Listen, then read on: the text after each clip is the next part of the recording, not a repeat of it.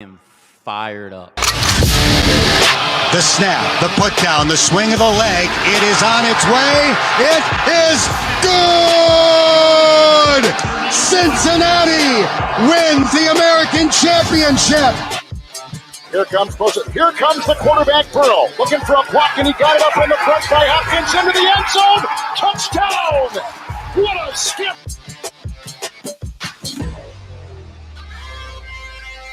As there's a drive in a deep left field by Castellanos, it will be a home run. And so that'll make it a 4-0 ball game.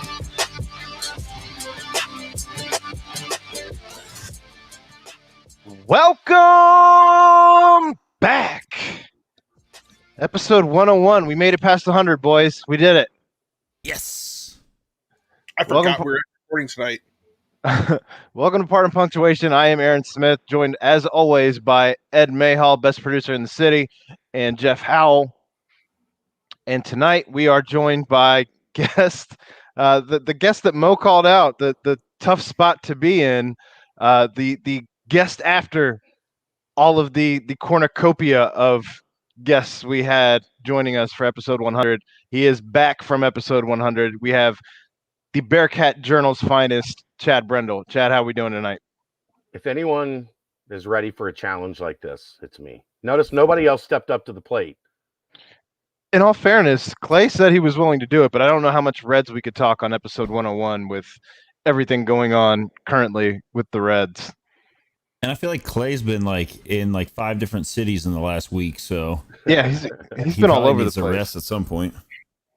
Either that, or he may be experiencing the curse of Montezuma with all the hot dogs that he's been eting across all of his travels to different ballparks. This is I'm true. glad he made it out of that hotel in Mayfield.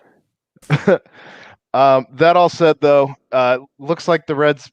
I really hope they don't end up shitting the bed here after bases loaded with no outs in the bottom of the 7th.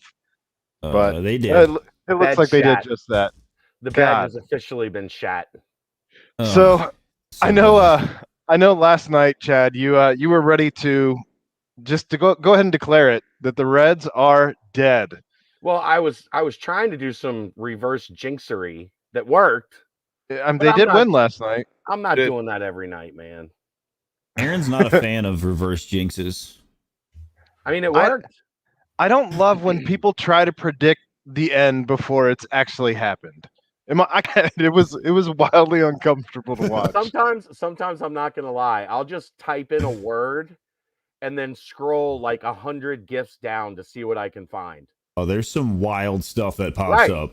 That's how I found. Remember last year there was one in the system that was a moose like getting it on with a like a crane.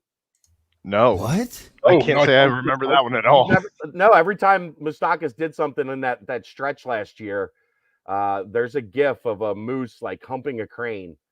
And I would tweet that, and it was wildly inappropriate. And they have since removed it from rotation in the GIF search.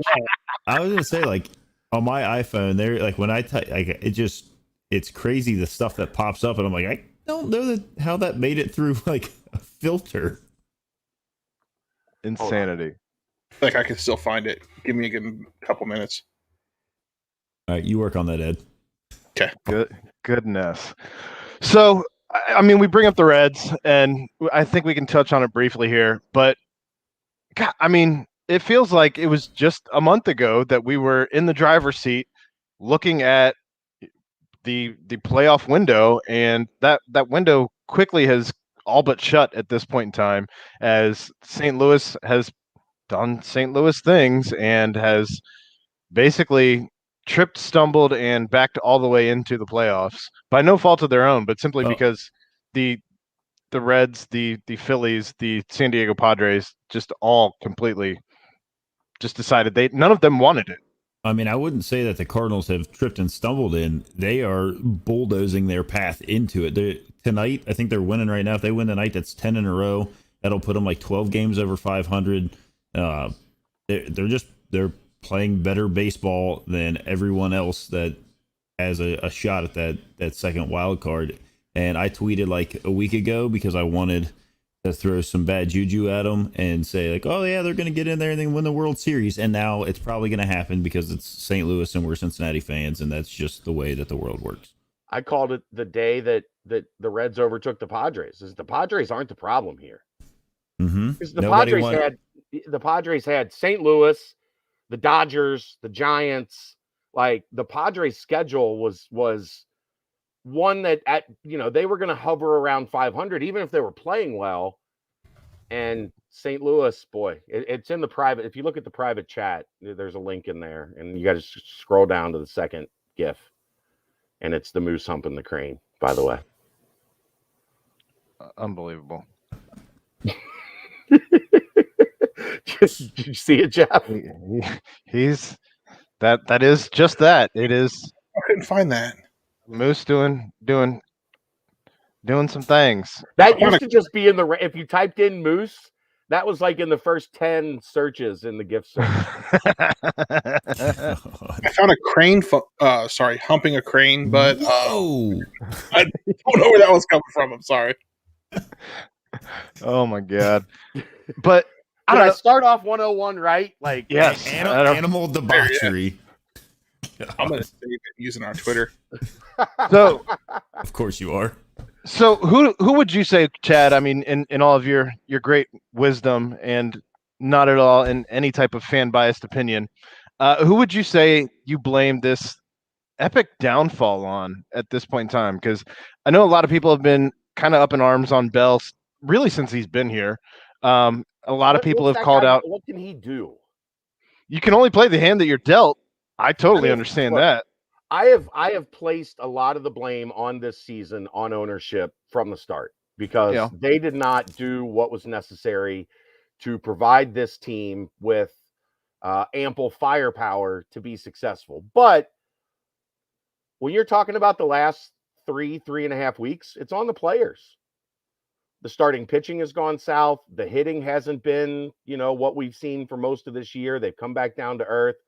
Of course, some of that is Winker being out, but, I mean, you've got to find a way when the season is on the line to be playing your best. And they have been playing like absolute dog shit for 3.5 weeks. That's why I got so mad when everybody's like, well, just get to September and, the schedule will take care of. You still have to win those games. I mean, if you go back to the beginning of the season, you look at I guess you kind of have to all but wonder, like, how many games did we end up losing in the first, I don't know, we'll say 80 games that was on a dog shit bullpen that they ran out there after they traded away our closer. They traded away, or they let, what's the guy that Doolittle took his place? The guy with the beard. Archie Bradley. They let him walk. And you replace it with legitimately Doolittle. That was it. Until you made the moves right before the trade deadline.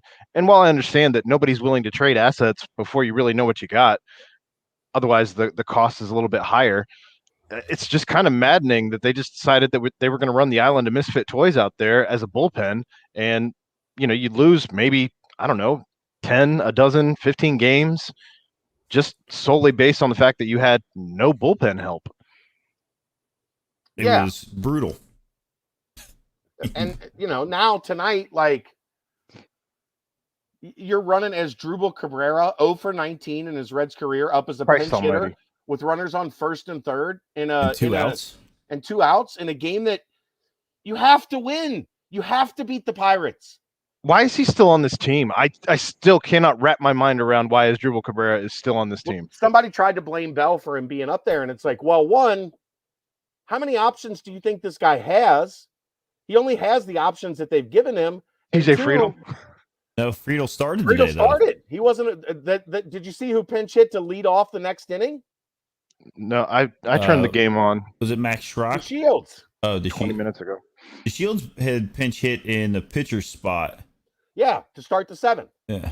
So back to back, their pinch hitters were Cabrera and DeShields. Now DeShields walked, so at least it was a productive at bat. But this is management just saying we're okay with it. Like, we're fine. It doesn't matter that much to us. I mean, I got an email from the Reds today that, or For a maybe it was tryout? maybe it was no. Those days are long gone. About how to secure my postseason tickets. Ha! Ha! Like, Unbelievable. Did you take that? If you want to secure postseason tickets, you have to go find a team that's in the postseason. Did you Yeah. tell them to take that email, shine it up real nice, turn it shove it sideways. straight up their candy ass? You just made Ed so happy to make a wrestling reference. Wrestling. That's right. This is great. We went wrestling last night on the BBP as well, so I'm in a attitude era wrestling kick right now. Oh. Apparently, How Totally did good you with do it. that? I've been trying to. We've done 101 episodes, and Aaron won't talk about wrestling. It's fine to salt and pepper them in, but what the hell are we going to talk about the 90s wrestling for an entire episode for? It doesn't The even make 90s sense. wrestling? Get out of here, man. Anyway, Okay. so what if you got a '90s wrestler as a guest? man, Yeah, we I, did. want, What if I got Undertaker? I don't know that we have any type of pool to get the Undertaker. I don't think that's the thing. Anyway, Ed's gonna tweet him tomorrow. that's fine. Go ahead and get right on that, Ed. You have to How eat a many dozen. liters of embalming fluid do I need to drink for you to come on our podcast? Oh, Unbelievable.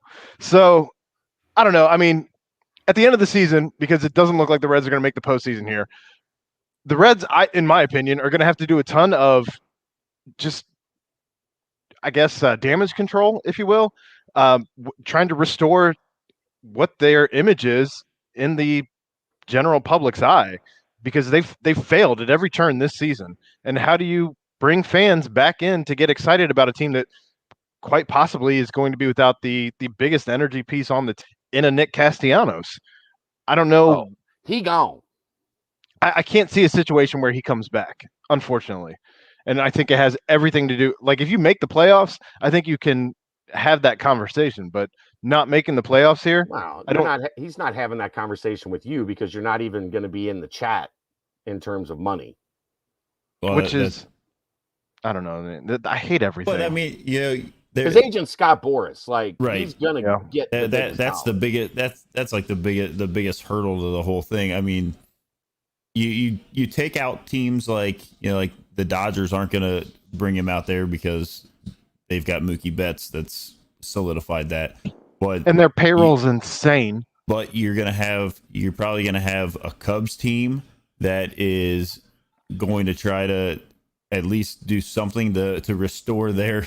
I don't know that they have the money for it, nor do I think that You got the money. That's bullshit, by the way. They have the money. Everybody has the money. Yeah. I mean, Aaron goes on that rant about once every other month, but yeah, if you think about the Cubs, that's kind of like whatever, like they were his home up there and they loved him and they do all the great things and he loves Chicago and whatnot.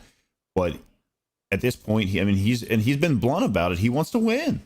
He wants to go somewhere where he's going to have a chance to win. There she is. This ain't it. and I don't think, outside of the front office making some crazy moves very fast in the off season that show like, hey, we're gonna dump a bunch of money into this team to try and put it together. They've already told us that that's not happening. Right. Well, and that's also with the whole Kyle Body, and I know people have their own opinions on him, whatever, but like the Kyle Body, and then your hitting instructor, your minor league hitting instructor, those guys leaving, and not the way that they left and the things they said aren't very strange. Are very strange. And I don't know. And the ownership was just kind of like they just kind of flipped them off on the way out. Yeah. I don't feel like did they even make a public statement about it? They made one on Body that was just basically like, "Thanks for your service."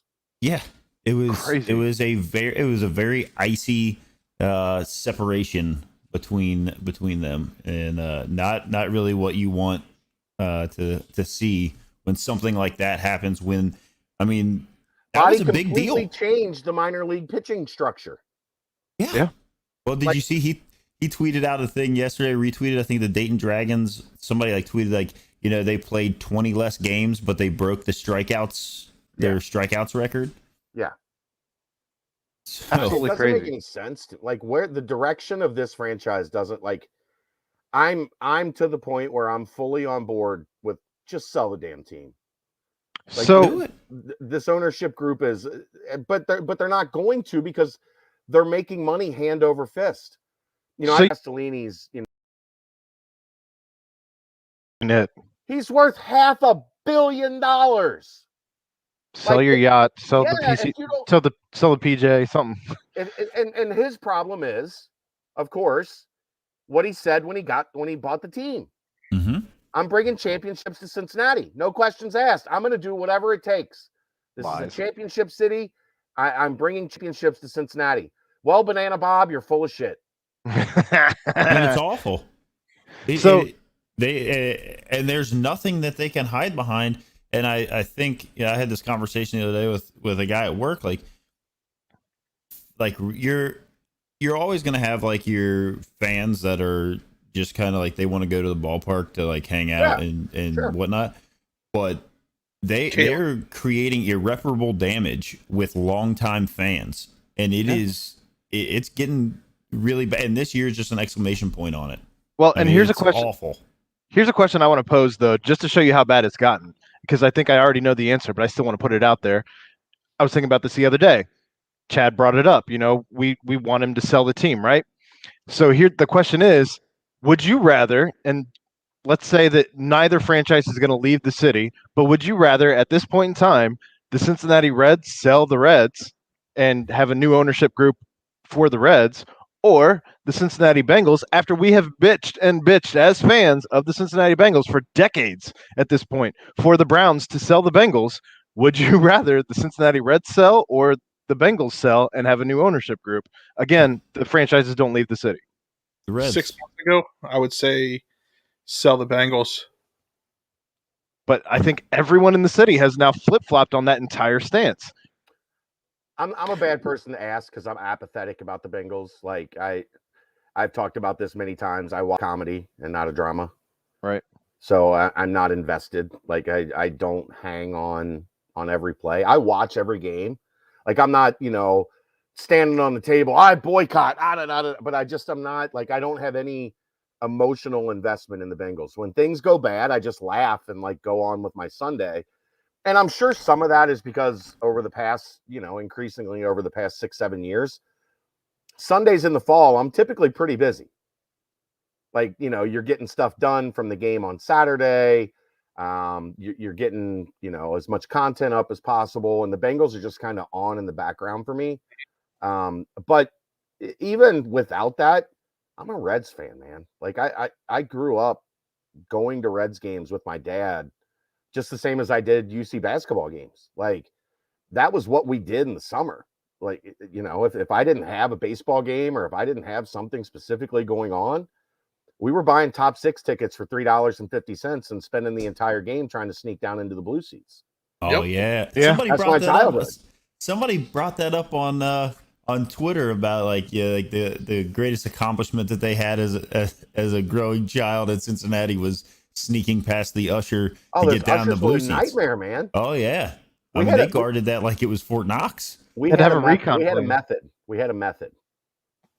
I remember the So- first time I had blue seats. I thought I was royalty. It was great. Yeah. Like, well, and it was part of it was because how much it was guarded. Like that was sacred ground. The blue seats. What was your method? Yeah. We would sit as close to there was a railing in the green seat on both sides that you could hop over to the blue seats. Right. So we would sit as close to possible in the green seats, like in an empty seat or two, and then wait for something big to happen where everybody stood up. And while everybody was up, we would hop the rail down to the blue seats and then try to like blend in and then work our way down into like the concourse. So we would be down in the concourse. It didn't always work, but we had more success with that than pretty much anything else. Like we And did trying to talk your way past those ushers. You were never talking your way past those ushers, man. Those guys were brutal. I feel like they were all like 78 and in They the were. best 78-year-old shape you've ever seen. I'm pretty sure they were all like ex-Marines. Like they were serious.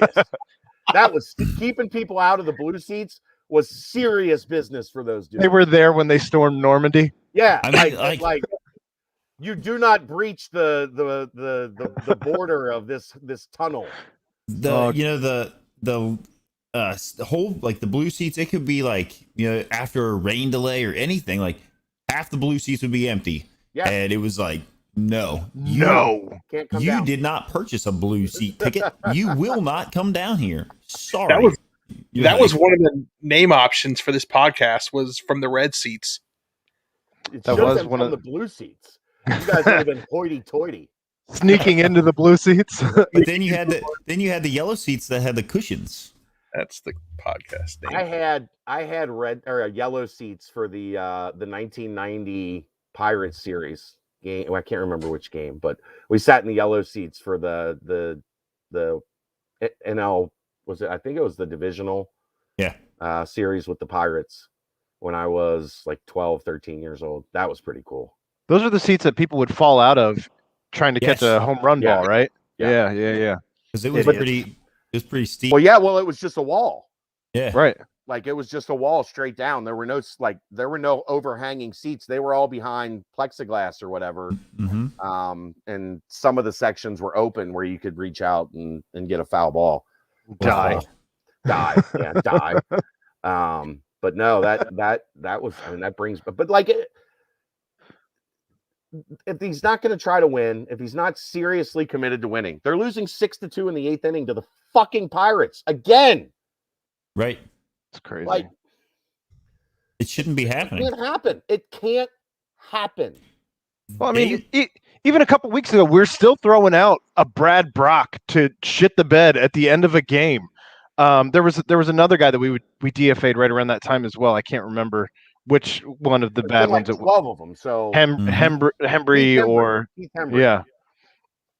It's just like, and that was even after we had made the moves for a Luis Sessa, for a Michael Givens, for a Justin. Help me out with the last name. Thank you.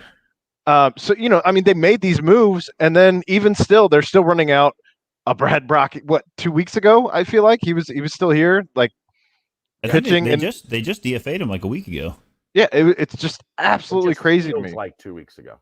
God, yeah. This season. I mean, don't get me wrong. This season did provide a ton of fun up until about a month ago, and thank God it got us into Bearcats football season, because it made the summer a little bit more enjoyable to watch these personalities like a Jonathan India, like a Kyle Farmer, like a Nick Castellanos, like a Jesse Winker, but even a Wade Incredible Hulk Miley. Like, we had some incredible moments over the summer, but it just sucks that they had this monumental collapse the way that they did. That's what makes it so, like, that's what makes this so hard, is because we did have, like, the Joey Votto 4 home run streak, and all that, and it's like just shit the bed. It was like 6 days, 8 home runs, I think. Whatever it was. I mean, it was like exciting, like, oh, we're gonna take this into the playoffs, and it didn't happen. Yeah. And when you think about it, like, I mean, if you kind of look at and this is, like the Padres, like, I know we talked about them a minute ago, but like, is their collapse worse, considering that they spent all that money? Of course. You know what I mean? And of course. It's just, like, it's there's wild. been talk about they're going to have to, like, kind of blow it up a little bit. We were exceeding expectations. Yeah. For the large majority of the season. Can we grab some of those pieces if they blow it up and bring them here? The Reds were winning despite ownership trying to have a shitty season, cutting corners with the Padres were cutting corners financially. Right. With the same stuff going on. I mean, but they spent the money. I mean, they have a crazy contract in a Manny Machado. They have a crazy contract in a Fernando Tatis. They brought in pitching. They spent on bullpen. They spent on starters across the board. I mean,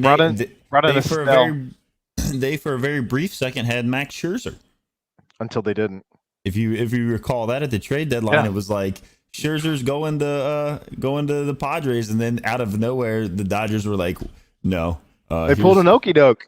They're like, we can write a bigger check here. On the U.S. women's national team game that just played at TQL Stadium, the other team is coming out and asking Carly Lloyd to sign their jerseys. Yeah, that's baller. That's how you know you're big time. It was a friendly, Ed. I'm just thinking, like, Coach Jason Brown would not be happy about this. Ted Lasso would, though. It's true. If we want to move on to the Bearcats, I would like to talk about Chad and his Twitter feud with name plus a lot of numbers. I don't think there was a lot of numbers in that one. I think it was a legitimate Indiana fan that just didn't know when to stop getting his ass kicked. I mean, I feel like every time I opened the Twitter app, there was another like Chad, like dumb. He wouldn't go away. Stupid. Jeff, I said last night on our podcast on the BBP, I said I have commonly referred to this kid as Chumbawamba because he literally just keeps getting knocked down and coming up again. It's like it was like whack-a-mole, but there was only one mole coming up. And Chad was coming out of the same hole. Chad had to just look at one hole and just like high score it, like dunk. He's like, I can't even remember. Like, it was that one right there is old and played out. Like, yeah, can we stop that one? Like, Sir Yacht or whatever his name was. Oh, that guy's an idiot too. I normally would not have engaged as long as I did. But Kelly was napping and I was just sitting in the hospital room with nothing to do. And it was like, well, roll up the sleeves. This kid's in for a long afternoon. I was going to say, because I think somebody at one point like tweeted at you and was like, what? I mean, you're stop kicking paying attention to him or whatever. I'm like, and you're like, hey, I got all the time in the world right now. So I'm just sitting here. Like literally, I'm just sitting in this really uncomfortable reclining chair in this hospital. Yesterday was day 16. Like, I'm a little irritable as it stands. And these thumbs are getting a workout. So. Let's go. Like, for me, that's game time, right? Like, I've trained years for this. You put your war paint on for it. Taped my wrists, all the way up to the thumb. Ready Pulled to the go. Bearcat Journal hat down a little bit. And here we go. Right. Like, this is what I've trained for. Oh man! Train for this. When preparation meets opportunity is what yesterday was. Nice. It was just repeated. Oh, there. And then you tweeted the hold the L, like yeah. And it, I mean, it was I did the Money May. Yeah, where he's throwing the L's. He did finally secede when he said karma was going to come back for you. Like, what are you even? Man, that's how you. Karma's kicked my ass for fucking 6 weeks. Let's go, brother. I was just like, man, if you only knew this guy's story. If I haven't paid off my karma debt over the last 6 weeks, what have I got to lose? We can't. We've already talked about it off the air, Chad. You and I, like, we can't keep having this back and forth, one up in each other. Right. One of us is going to end up dead if we continue this game. I very much like living. Yeah, exactly. I'm done with this stupid game. And if some yahoo from Indiana that doesn't realize that their team has more than one player at middle linebacker can't figure that out, kiss my ass, dude. He's probably dating the chicks that flipped over the tailgating table. Yeah, which is also just like a travesty. I would. You know how you can like get that little right in somebody's throat? The pressure point. The pressure. Yeah. That's what I would do to those chicks. I mean, that's that, from my understanding, that is an older group of tailgaters. That's what I was reading that. Yeah. That's bullshit, man. And you knew whoever. What kind of piece of shit human being do you have to be to even think that that's like, haha, funny? You knew whoever took the video knew it was happening, as the caption read, "Sorry, Grandpa," and they watched it go across the street. Yeah, and then. Man, I wish one of those girls would have just ate it in that little gully. That would have been great. God, disgusting. Somebody did try to screenshot it and try to get Twitter to do their job, but I don't think anybody did. I mean, it's pretty blurry. It was like, everybody knows them as land beasts, and it made me chuckle. Then some Xavier fan wanted to come in and talk about, Cincinnati was talking about class. Didn't you have a coach that tried to fight a player? I'm like, here we go. So did Indiana, literally. Bobby Knight, anyone? I don't know. Not chair? And look, everybody on the planet wants to kick JP McCura's ass. That's absolutely true. There is The that. He's got franchises he played for in the NBA and the G League also want to kick his ass. a very punchable face. It's probably the most punchable face I've ever seen. Miles Fox Morrissey. Man. So yeah, the Bearcats did play a game in Indiana, and they won fairly handily, despite what the national talking heads have decided to try and paint the narrative of, with the National, local. there was a little bit of local as well, as we saw the Enquirer try to do a hit piece, almost PDoc style, but I don't know. I mean, I don't really know what this team has to do in order to get the recognition that it's been just screaming for. I mean, I feel like we have a pretty good idea at this point in time what Central Florida felt like during their quote-unquote national championship run, as they got no love that season. And, I mean, here we are. We start off the season at number 8. The coaches have already decided that they're not going to let us have a seat at the table if they have anything they can say about it, as has been indicated by the drop in the rankings in the coaches poll, as we now sit at, what is it, 12 in the coaches poll? 9 in the coaches poll. We won't drop to 12 until after this week because of the bye week. Because the bye week, where they didn't beat the bye week. They didn't show enough, dominance over bye to hold their place in the rankings. I mean, like, when you look at it and you see, like, you start looking through them and you're like, okay, like, I mean, this team played like another ranked team, whatever this team played. And then you see Iowa plays Kent State, wins by 23, and they move up a spot. UC plays Indiana, wins by 2 touchdowns. At Indiana. And drops a spot. And they drop them a spot. And you're like, I mean, it's like what Aaron said. Like, what do you have to do for them to say, okay? I mean, because they come at you and they say, well, you got to have this schedule. You got to have this schedule. You got to do this. You got to play these teams. You got and you got to be able to win those games in hostile environments. You can't bring them into your home stadium and beat them up during nip at night and expect us to be wowed by that. It's what I talked about Sunday. It's about the game that they play is the goalposts are constantly moving. And for some places, they stay the same. And for places like Cincinnati, it's a moving target. You never know what the target is going to be. My advice, just enjoy the best roster in UC football history. Yep. All of that shit is going to play out however it plays out. I know it's part of the fan experience to worry about every little detail, but there's so much that's working against UC in the current setup, the way things are currently constructed in college sports, that it just doesn't do you any good to spend all of your time like worrying about the stuff that doesn't matter. Enjoy the team playing. Enjoy watching the team play. Enjoy watching, a veteran team, because we've seen many teams that have something happen like what happened at the beginning of the Indiana game. And the next thing you know, it's 17-0, 24-0, and you have no chance, and the game's out of hand from the start.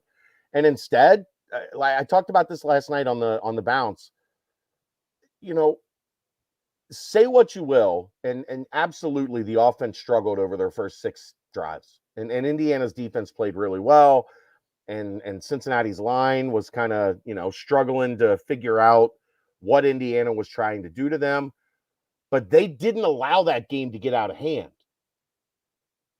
And they made sure that they were able to keep within contact, to the point that with one break at the half, when Bush got the interception and they got a field goal, it was 14-10 at halftime. We talked to Brady Collins last night about what it was like at halftime. And that team was like 14-10. These guys got no shot. Like, we've got this game under control. Well, I know that they brought up a couple times on the broadcast. They were like, the prior week when things obviously weren't going the way you would expect them to go at halftime of that game. Yeah. And somebody, I guess, had brought it up to Coach Fickle and said, what did you have to say to them in the locker room? And he was like, I didn't have to say anything. The players took care of it. Yeah. They had their little talk in there between themselves, and you saw the result. I'm going to have to do what I did last night. You be back? I'll be back. You guys give me like 7 to 10 minutes. You guys carry on. I'm going to mute and turn off the cam, go put my daughter to bed because I hear noise down there and she's supposed to be in bed in 1 minute. And that doesn't sound like it's happening right now. I never know what she's doing back there. Right. So I'm going to have to go downstairs, handle some dad duties for a few minutes, and then I'll be right back. All right. Thanks, Chad. I know what Jeff, those dad duties are like because Piper is Oh, we heard on the door creak open, and then she she pops up like through the green screen effect. She pops up, and it's like the girl from The Ring because her hair is all wild, and then she disappears.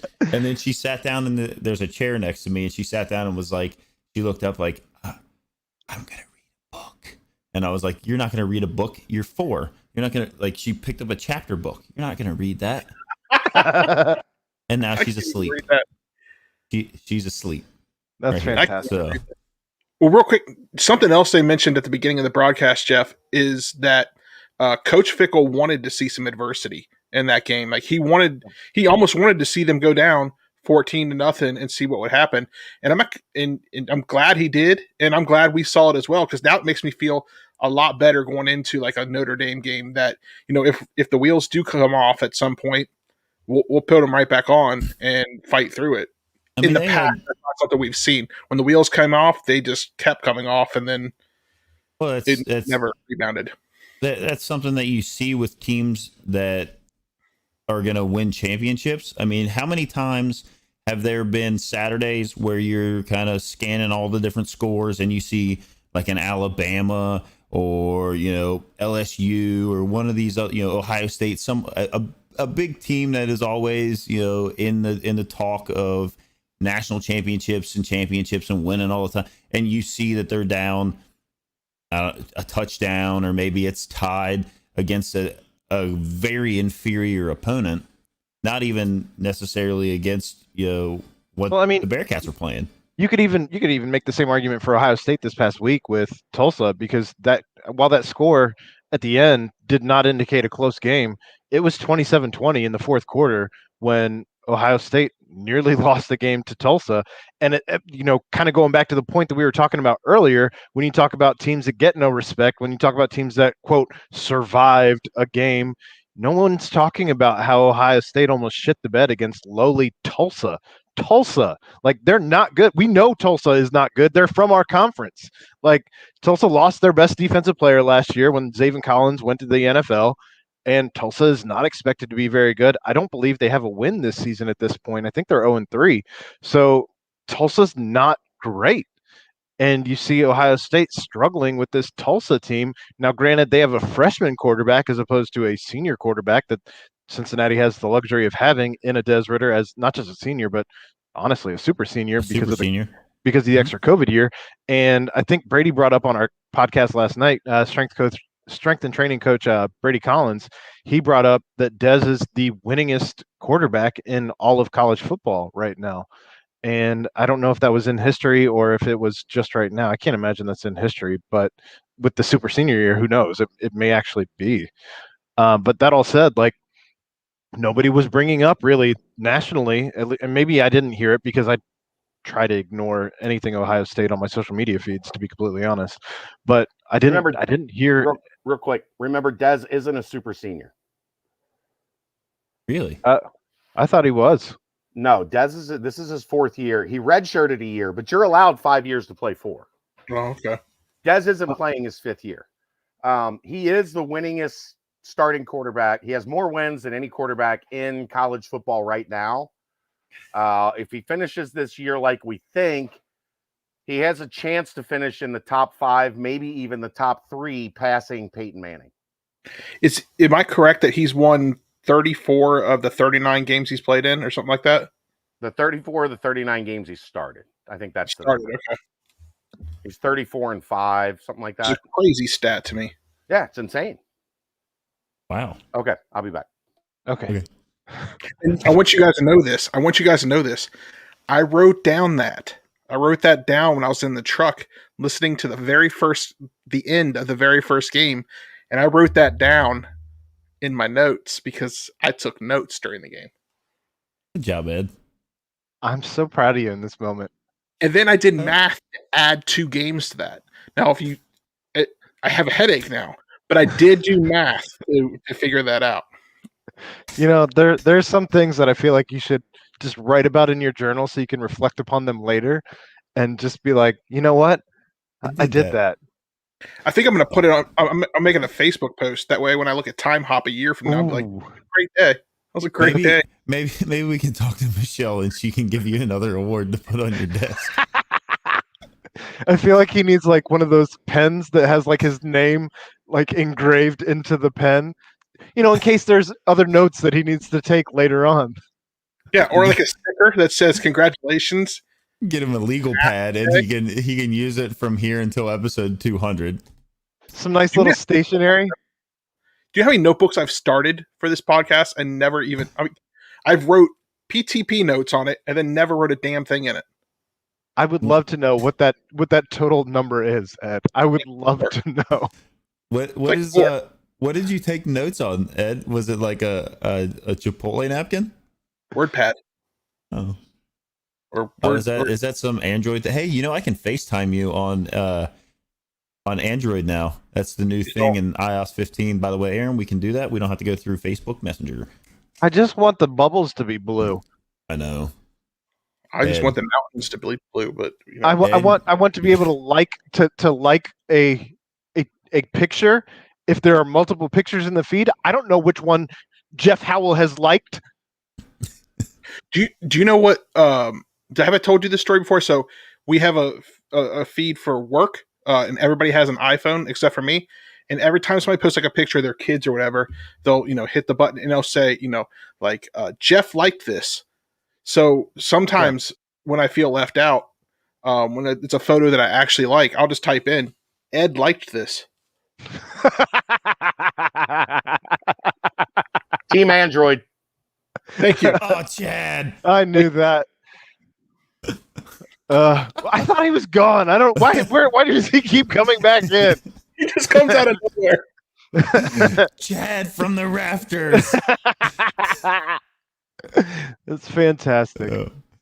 But can we also talk about the announcers at the end of the Bearcats game? I know that there's probably some other things you might want to touch on for during the game. I actually don't want to talk about this until Chad is back because I want him to be riled up about that specific thing. Okay, because I know that we both had in one of our other little text groups that we got going on I said the same. Yeah, when you guys are talking to Cam and whose name I'm front office news. I see what you guys talking about. JT, thank you. But yeah, that's a thing. Well, I'll wait for Chad to come back so we can get a little bit more on that. But it's ridiculous. I'll say that. I'll just preface it with that. I mean, well, I'm fired up about it now. While we are waiting for Chad to come back, did you guys have any favorite moments from last week's episode 100? Because I was waiting for Ed to use the timestamps that he claimed that he was writing down to go ahead and have clips. I was waiting for there to be clips that you were going to put on the Twitter, and those never came. Oh, you wanted clips on the Twitter? Okay. Communication is key. He put the bookmarks in the YouTube video. Okay. Like if you pull the YouTube video up, for I haven't watching, done that yet. Last week's YouTube video is our 100th episode, and if you go in there, you can kind of jump between each guest that popped in and gave us a little. As we're talking about communication, Ed, I did text you a couple minutes ago asking you to put Chad's website down in the ticker, but since you're not going to read that text or do anything with it, we can just do that production here right now on the show. Live. And we're going live. Also, I don't know why, but your guys' text, our text group doesn't show up on in my regular texting. It shows up as a little bubble right here, and I don't know why. You guys are the only ones who do that. That's my wife, by the way. Because it's a maybe because it's a data chat when it becomes a group chat like that. No, I think I just screwed something up. Sounds about right. That's entirely possible. No, I think my favorite part of the episode from last week was some of the guests that popped back on that were from before. I join the podcast because it was kind of interesting to hear. Obviously, like they had a little more experience from seeing from the beginning to the end. Obviously, I've gone back and I listened to those episodes back then, but I wasn't on them, so Sure. hearing their kind of opinion on where things started, and then myself, when I was trying to put together a really cool intro that ended up, I don't know how to use Adobe Audition very well and deleted the whole thing. And we ended up with a very abbreviated one that ended up working out all right.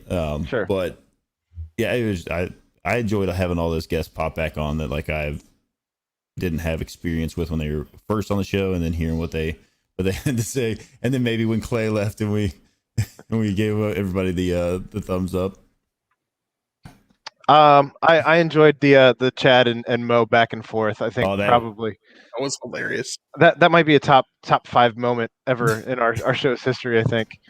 I think with Mo, when he just heard Chad talking about Tulsa when I said that, and he took it as me saying that Chad tried to write a tourist guide for Tulsa, and he's like, Tulsa, and then it was just this deluge of and then hearing, because it makes this little boop noise when somebody jumps in down at the bottom, and I heard it and I looked down and I see Chad just sitting there staring straight forward, scheming. I was like, this is gonna be good.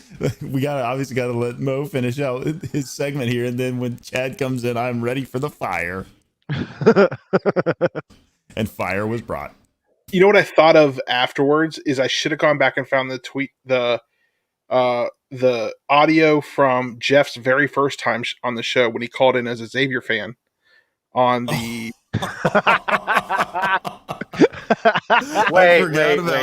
Wait. What?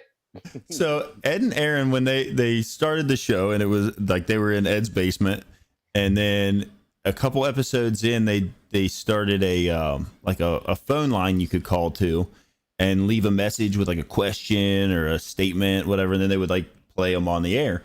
And so I forget what name I used, but I called in as an angry Xavier fan, to cheer on Xavier against UC, and it was I don't funny. know if I can stand for that, Jeff. It was pretty funny. I had to poke fun at him at some point. By the way, the Mo thing. Here's my favorite part about the Mo thing. I think Mo and I are the two people in this town that really just don't take themselves that seriously, to where we can have that kind of fun and not feelings don't get hurt, and we're fine. There's a lot of people in this town that are real sensitive to stuff like that, and shocker, they don't handle it real well. Where I think Mo and I are both just it's sports, man. Who cares? If we're yelling at each other and it's entertaining and then people are having fun with it, that's the point of what we do. I think Mo really echoed that exact sentiment last week when he was talking about, when we brought up how he likes to bring these heels from Twitter on, and that also rolled into he's Chad doesn't do that. Chad just flames them out, just torches them until they're a lot of these people that you blast on Twitter and just destroy. I never again see another tweet from them reference anything. Oh, did you see RJ Young? RJ Young's tweet about are they having fun now? When they're, and then there was literally no other tweet after that about it. And I think he probably blocked 100 people that were like, "Hey, what were your thoughts about the rest of the game?" His block list has to be insane, right? Hitting limits or something. You can't block everyone on Twitter, dude, that disagrees with you as a media personality. That's insane. I get blocking people that are maliciously coming after you, but absolutely. when people are just kind of pointing out maybe where you might want to, where your blind spot is. Oh, you're wrong. Yes. You're just wrong. Factually wrong. You're you don't even know the coordinator's name. You were just wrong. You thought Desmond Ridder threw an interception for every touchdown pass. Again, completely wrong. Those numbers are not correct. Who's that one guy from Barstool that Jack? Even after admitting that he was an idiot and that he's only hates UC because of Mick Cronin, even after that, he's still throwing hate out there on the internet. Yeah, but he's got I respect that though. He's got a role to play. And You're right. He did come on. He did come on. He took his L face to face, if you will. I mean, and then he went back to being a troll. Trolls are going to troll. Take it head on. Like, I don't have a problem with that at all. Like, it's the internet, man. Like, everybody's trying to like be a character or like play a role or have some kind of like shtick or place in the market or whatever you want to call it. Like, if that's the thing and you're going to own it, that's fine. I don't have a problem with that. To you. Yeah. And again, it goes back to it's sports, and let's have fun with it and joke it's around. Twitter. And then and on top of all that, it's Twitter. Nobody does it more than me. I know. I'm self-aware. Like, I understand like my place in the market. You know why UC fans love me? Because I'll take up the fight that they don't really get to like take up. I'll put the gloves on and be like, all right, if you want to go, let's go. And 99% of the time they want to go until I say, if you want to go, let's go. And then they're like, well, I didn't mean that. That wasn't exactly what I said. Except for that. That's out. Except for that one weirdo like Steve Bunch of Numbers who was like, hey, you want to meet at Ludlow Skyline and talk this out? Like, I should have met that guy at Ludlow. Yeah, there was a guy that like, it literally was like Steve Bunch of Numbers. And he's like, we can meet at Ludlow Skyline and work this out. And I was like, I don't want to do that. The only thing I want to do at Skyline is eat their food. Right. Are you buying me cheese conies? Because maybe then, but like until then, no, probably not. Man. So Jeff had a question that I wanted him to ask when you came back from doing daddy duties. Oh boy. No, so you want the beauty of daddy duties. The noise I heard was I think the vacuum cleaner, because apparently the dog threw up on her bed. Like the one dog threw up on her bed as she was taking the other dog out before bedtime. So she was, I don't know what she needed a vacuum for. I'm afraid to deal with that tomorrow morning. Children come up with very interesting ways to clean messes up. I've learned that. Yeah. I will say she's been awesome. I can't imagine being an 11-year-old and going through what Kelsey's going through right now. Nope. She's like taken over as like the mom of the house. She yells at the dog. Every time I go downstairs, the puppy's in his crate. He's not a puppy anymore. He's like 65 pounds. He's part lab, part boxer, part pit bull. He's Is that the one that got you? Yeah, that's the one that got me. I kissed his mom and he was not happy about that. Kissed my wife and he was like, you better back up, bitch. 4 stitches later? No, it was 7. 7 stitches. 7. Yeah, that's pretty solid. Well, you know, I what I've learned is I've had 2 incidents over the past like 4 years. One of them, I had been on the road for like a month and had been sleeping by myself in the middle of king size beds. And I came back home and I rolled off of the queen size bed with my wife taking up half of it. And I hit my top lip on the dresser and split it wide open. That needed 7 stitches. That needed 9 stitches. And then the dog like kind of got me with his bottom tooth as he was telling me to back away from my wife. And that needed 7. And I've learned that I could never have been a boxer because my lips just split. Like it just explodes. When I hit the corner of the nightstand, I was like, it didn't really, like, it wasn't that bad. I was like, I'm fine. And my wife was like, you're going to the hospital. And I was like, what do you mean I'm going to the hospital? She's like, go look in the mirror. I went and looked in the mirror. And my lip was like, I need help. Put me back together. I was like, oh, you're right. We're going to the hospital, aren't we? Looked like you got done after an MMA fight or something. Yeah. Oh, no, I couldn't have imagined. Like, there would have been a split like every 2 inches on my lip. My face would have just exploded if I ever got into fighting. So I'm glad I didn't make that choice. That's good. All right. So Jeff was talking about the end commentary of the game, and I wanted to get your opinion. So I didn't want him to ask while you were away doing daddy duties. But Chad, were you in Bloomington? No, we do watch parties at the Holy Grail for away games. Okay. We'll be doing another one for Notre Dame. It's me and my special guest host that we do an in-house pregame show. A guy named Tony. I think he played quarterback at UC or something. Yeah, Tony Hawk. He He played Yeah, Tony quarterback Hawk. at Reading High School. He which, did. Yeah, he tells everybody. I went to Wyoming, so it's like I'm sure him and Evan Prater have some jabs back and forth at each other. I Tony didn't play football. that's what I love about Tony. Tony's another one that like loves to dish it out, but can equally take it. He's fantastic in that regard.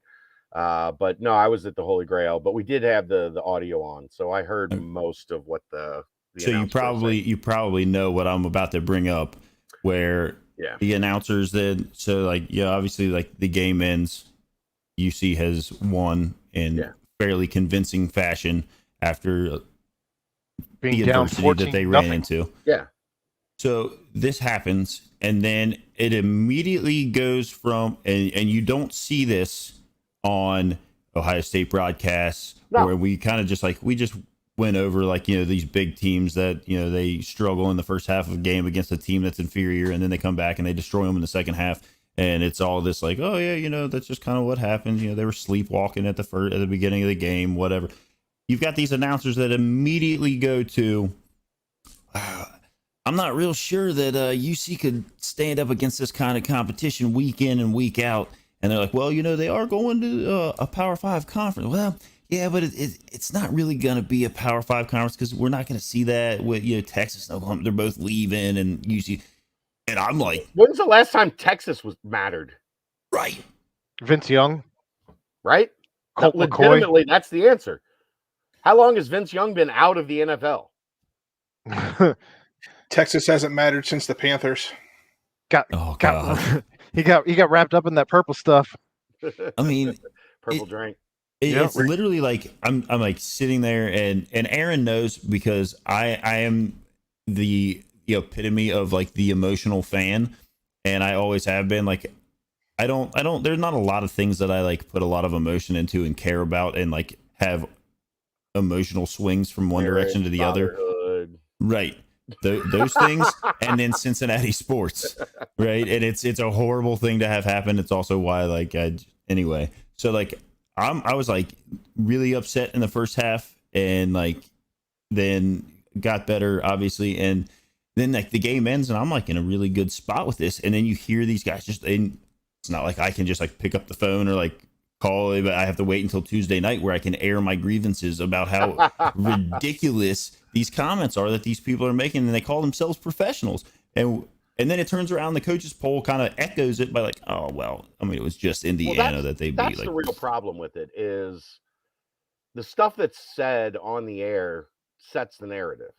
And that's what's problematic about it is because it was, if you pay attention, like most of the time, the broadcast is put together by the home team. So the noon game on ESPN is a Big Ten on ESPN game. So that was a Big Ten on ESPN game.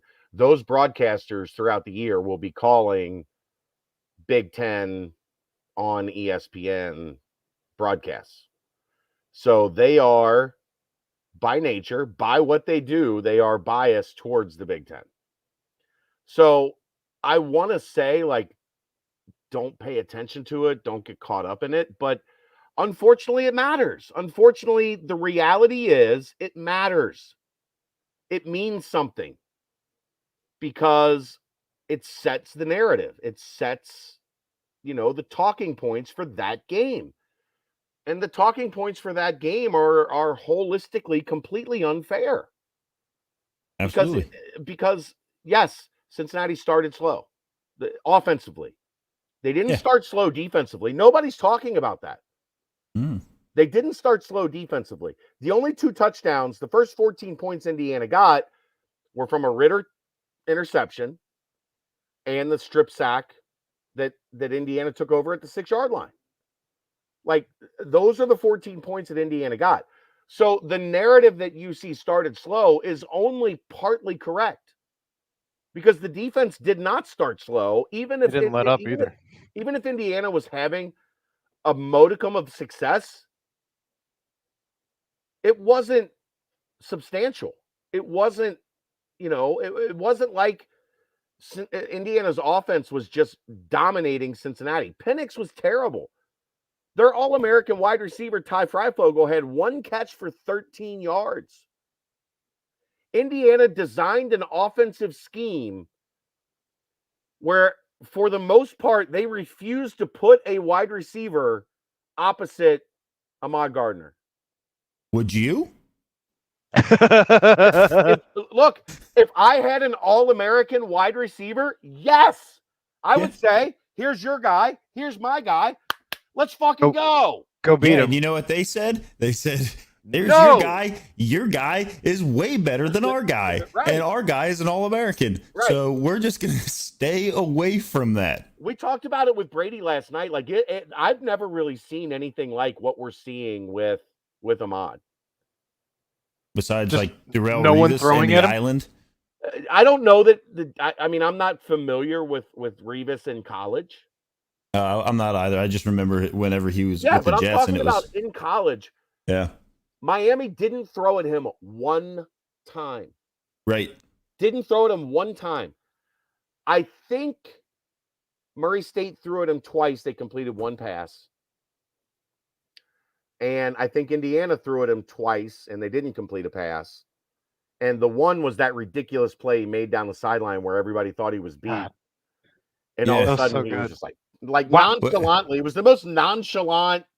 And it was a really big play in the game too. Yeah. And he just kind of like he recovered and it was like this like boop, Yeah. like nah, Get out like of nah, here. like Get out no, of here. get away from me. It was like on Madden where John Madden would be like, sometimes you just got to reach in there and whap it down. Like, I mean, But he didn't even whap it. He just kind of like Just knocked it away. that's not your ball. you get out of here with that shit. You're coming at me with that? That's what you're coming at me with? Come on. And like the other point I wanted to bring up is like the defense was on the offense did the defense no favors. They were on the field for a ridiculous amount of time for a defensive squad, And it and never it literally impacted them. made no difference to them. Like Now, is Tony that a kept testament talking to? about Go ahead. that. Tony kept talking about that throughout the first half. They got to get this defense off the field. They got to get this defense off the field and like get a drive going where this defense can get some rest. Never mattered. So I think that's a testament, though, to the rotation they have going on the defensive line, because traditionally Yeah, the people for sure. that you would see gassed would be the defensive linemen, and because they rotate at such a, I mean, comparatively high percentage of time where they're rotating guys in and out, regardless of position on that defensive front. I think that's, again, just a testament to the depth that they have and just how well that they are rotating that defensive line. Yeah, and you don't lose much quality. Like Malik Van's really, really good. Jabari Taylor, also really, really good. You know, Majay, really, really good. Jawan Briggs, also really, really good. and Curtis Brooks, huge. Marcus Brown, like, you know, there's 6, 7 guys, 8 guys that they rotate in there willingly that there's very little drop off. And Jawan Briggs is a huge human. I mean, just ridiculous. If you ever get the opportunity to stand next to him, Jeff, No. you'll realize just how I big don't. he is. I have no desire to do that. His biceps are the size of my thighs. It's a big boy. Like I'm 6'1" and I like to feel tall and like no. Jeff, he would break your ankle just looking at you. Yeah, I don't want that. I don't want that smoke. I'll just watch him destroy people that they put in front of him. I mean, and I think enjoy there it. was he incline bench presses like 360 pounds, something like that. Which It's silly. that's not human. Like, you should not be able to bench press that type of weight from that type of like angle. Like it's not normal. And you know, he can sing you a lullaby. Jeez, Yeah, I think that's true. I think the highest I ever put up on the incline bench press was The I bar. think it was the bar. Yeah. The bar. The incline bench press sucks. It's awful. Terrible. And I- Jawan Briggs is just like Let me throw it up. And then you had like what the Coleraine kids, the local Coleraine kids having Pace is gonna be a star. dude. Pace is gonna be a star. Like I mean, I wonder, like, when they voted on who the conference player of the week was between Pace and Beavers. I would think it would be between the two of them. How close the voting was between the two of them, because I was giving a game ball to Beavers when the game was over. Yeah, personally. I gave it to Beavers. And Dude, that fumble, the cause fumble, and then recovery, and then the shot at Joel DeBlanco for trying to steal his fumbles every week is just They gold. love getting after DeBlanco. Like they love it. Because he's a robot. Yeah, he's a robot. Like I used to always joke that Freeman, like the night before a game, would plug him into the mainframe. And then charge him up and get him ready. Go back up in the morning and just download the game plan. The whole thing, and like the schematics had been downloaded. He had been charged, and he was standing there like this overnight, just. And then they hit the power button, and Joel like rose back to life in the morning. Like, good morning, Marcus. Nice to see you. But I mean that fumble there, that was the other thing that guy said to you on Twitter, like, Cincinnati didn't beat them. They beat themselves because they had these opportunities inside, the 10-yard line, and they just ruined it. And it was like, well, we took the ball away from you, idiot. It was a great interception. They stopped him on fourth down, and then Beavers puts his helmet right on the ball and knocks it out, and then says, "Oh, it's right in front of me." Yeah. How did the officials miss that? It was a Big Ten officiating crew, wasn't it? They didn't even see the fumble. No. They didn't see the ball come loose. They called the guy down. Yeah. And Beavers knocked the ball out the second he made contact with his helmet. Yeah. Like, it wasn't even remotely close. It wasn't even like a bang play. No, it wasn't like, his knee was going down when the ball came loose. He was still upright. Straight up. Went into the hole. Beavers hit him. The ball came out. And then Beavers went like this. Wasn't even close. I guess maybe because the ball was like kind of in when it did get fumbled, it was in and under the pile of people. Officials? I mean, there wasn't one of them that was like, nah, man, that shit was out. Like, at least they did get the call right eventually. It wasn't like a Memphis SEC officiating crew where you have to apologize after the game is over and you gave up 6 apologies in that letter. I've seen those letters before. There's been a couple I've seen that were like, well, we screwed up this, and then we screwed up that, and then by the way, we might have screwed up this one too. All on the same play. Aaron, are you referring to the Memphis scoop and score on the Calvin Austin scoop and score on a downed ball where there were two? I don't think the down part was right. The part that they missed was there was 2 number 4s. So number 4s on the field. The thing that was called. The thing that was called was they said that the official he made like one brief, like he was gonna call it dead, but he never blew his whistle. So I think you let that slide. He caught his mistake as he was raising his arms, and he didn't blow the whistle to signal the other team to stop. That the play was over. Yeah, I'm okay with that part of it. They just threw that into the apology as like, But then they had the two same number guys out on the field, so like you can't have that. But like I feel like the awareness, like the awareness to like be like, hey, nobody's really paying attention to this. Like I'm gonna scoop and go. Like so, like Justin Harris was number 4, and Ethan Wright's number 4. So you see New going into the season, those 2 guys couldn't have the same number on because there was a chance during a game that they were going to be on the same special teams unit. So Justin Harris switched to 12. Well, then Justin Harris got dinged up, which was, didn't ever talk about this, maybe one of the most violent hits I've ever seen when Justin Harris and Taj Ward ran into each other on the opening kickoff of the Murray State game. Yep. I don't know if you guys remember that, but it happened like 15 yards in front of me, and it was as violent a collision as I think I've ever seen. Ed, I don't think I remember that. So opening they're both kickoff coming down on the opening kickoff, right? And they're gunners. They're the 2 gunners, and they both have an angle on the kick returner.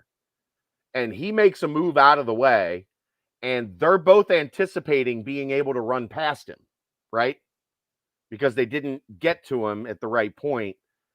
and they both met maybe 2 yards behind the returner, thinking that they didn't have to slow up because they were just going to crisscross. Yeah. And they hit each other face mask to face mask, and it sounded like a gunshot. I mean, it was one of those where, like, I put my camera down and was like, oh no. And Taj Ward was back. Justin Harris is still, recovering, but it was as violent as anything I've seen in a long time covering football. But then this week they moved up. I think it was Bumpus that ended up, I'm trying to do the number math in my head. It might have been Bumpus that had to go from 14. He moved to 12 because Wyatt Fisher is also a guy that plays a ton of special teams. Like, that's something you have, like, as a coaching staff, it is your job to make sure you don't have two guys with the same number on the field at the same time. And if you do, if it's even a possibility, you got to change that number before the game starts. I'm looking at the number list right now, Chad. Yeah, they were both 14, Wyatt Fisher and Bumpus. Was there another 11? You had Sammy Anderson and Lenny. Lenny's not, I don't think Lenny's run. Well, maybe. It was either, look, I am the worst. Like, you get these blocks in your head. To me, Todd Bumpus and Sammy Anderson are kind of the same person. You've told one's me 11, one's 14. They're about the same height, the same weight. They play a similar style at cornerback.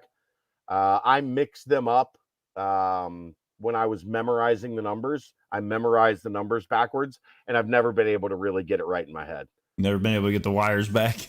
That I just, it's like Tulsa and Tulane for me. That's the same thing. Yeah. Todd Bumpus and Sammy Anderson, kind of the same thing. I do the same thing. This is going to be my new one going forward is Leroy Bowers and Cam Jr., two freshman linebackers. About the same size, about the same weight, play about the same style of football. I'm going to confuse those two. Like, you just, like, it's going to happen. There's 105 guys, right? I mean, you're not even confusing, like, the Dingles. You're confused. No, I know the Dangles and the Ingles. Like, I got the Dangles and the Ingles all taken care of. That's funny. So, go ahead. I was going to move topics if you're, unless you got anything else here. All right. So the Bengals played, and the Bengals. I don't know that I've seen I can't remember ever seeing 3 straight passes intercepted before in my life, and then they almost actually came back to win that game. They didn't quite do it, but I think we can all at this point agree that Joe Burrow's never out of a game, ever. Well, he certainly never lets anything get into his head. Yeah, that's true. Except the second and third interceptions. But. Well, I mean, I don't know. Dan Ward was beside himself. I listened to it on the radio, and Dan was just like, "You got to be kidding me! This is a third interception." I'm like, this what a treasure that man is. I love Dan Ward. He's the best. What were you getting ready to say, Chad? I don't know that you guys want me as a guest for Bengals Talk. Like, I do it. I'm just not as, like, my heart's not in it. Like, the one thing here's what I'll say about the Bengals. I genuinely believe their season hinged on, did they actually fix the defense? Because let's be honest with each other. If we're in the trust tree here, right? We're all friends now. Mm-hmm. Jeff and Ed, I think we can call each other friends now. Okay, absolutely. I finally have a friend. This is going to come down to the defense, like where this team ends up. The defense has been outstanding. I agree. For the first 2 weeks, like, there's been pressure outside of the fact Eli Apple, we've known that for like 7 years. The defense has been everything you could possibly have asked for, and let's not mistake it. They sacrificed improving the offensive line because they felt like the defense was the bigger issue. Now, they might be wrong on that. There might have been like one piece on the defense they could have held off on to make sure there was one extra piece on the offensive line that they could have, went and got. But this defense is like they're top like 5 or 7 in like yards per play and in some serious like legitimate categories against teams that aren't, terrible offensive teams. I'm not saying Minnesota with Kirk Cousins is, a juggernaut offensively, but to hold both of those teams down the way that they did, I've been overly impressed. They're getting a pass rush. They're getting a pass rush with 4 a lot of the time. They're not having to run like exotic blitz coverages. They're not having to run exotic zone schemes. They're playing fairly straight up and playing pretty damn good defense. And if that continues, I think that bodes really well for this team. That's why they were able to survive 3 interceptions from Joe Burrow. Yep. Yeah. Because the defense didn't let it turn into an avalanche. It's the same thing we talked about with UC. The reason UC was able to survive bad offense for 6 drives to open the game was because the defense made sure that things didn't get out of hand. And the Bengals did that against Chicago. They kept the game within reach. 20-3 is in the fourth quarter is a little difficult. But if Hendricks can bring down Fields on that 3rd down, the Bengals get the ball with a chance down 20-17.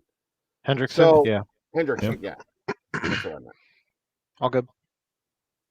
Yeah, no, I completely agree with that assessment. I know a lot's been made of the offensive line at this point in time already because the national media can't stop thumping that drum. Well, because they stink. Well, it's true. That said, though, you also played 2 pretty good defensive fronts, and that doesn't necessarily get any easier with Pittsburgh, kind of depending on if TJ Watt plays or not. That said, though, I mean, that against North, that was going to be my next point. Is you playing in the AFC North that you are going to continue to have very good defensive fronts. And I don't know at this point in time with a healthy TJ Watt if Pittsburgh has the better defensive line or if the Cleveland Browns have a better defensive line. The Browns are going to continue to do Cleveland Brown things. So that's actually a good thing at this point in time. So, the Ravens, they snuck one out here this week. They won that for Omar.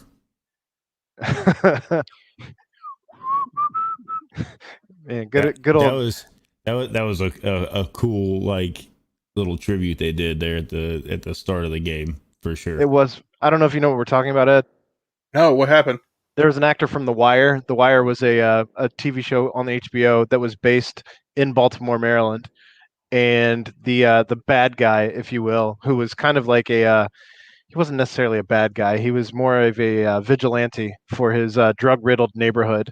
He would whistle while he would go around the neighborhood, and then he'd just take people out. If you heard Omar whistling, he was going to come take you out. Is really what it was coming down to.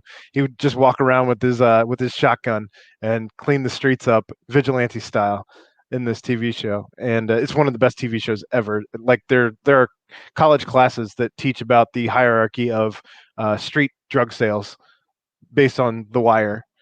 It's called The Wire? Yeah. The Wire. It's a fantastic series if you so desire to watch it. Yes. It's better than Married at First Sight, 90 Day Fiance? Every time. I'm embarrassed you even said those things. I can't believe you even tried to make a joke out of that while wearing a Dillon Panthers jersey. Texas forever. So they did pay tribute to him with, I believe it was just a blacked out screen, and they just played his whistle. Yeah, it's on HBO. I don't watch it. And the place went nuts. But that was it would be worth you getting it on, I don't know, maybe. Do you still have a DVD player? You can probably get the DVD box set. I do still have a DVD player, yes. Or you could probably buy it on Amazon and download it digitally. It was an older show. Like it's been off the air for decades now. I feel like it's probably 94 on Rotten Tomatoes. yeah. This is Again, fantastic. they teach college courses on this show. I took a frisbee golf college course.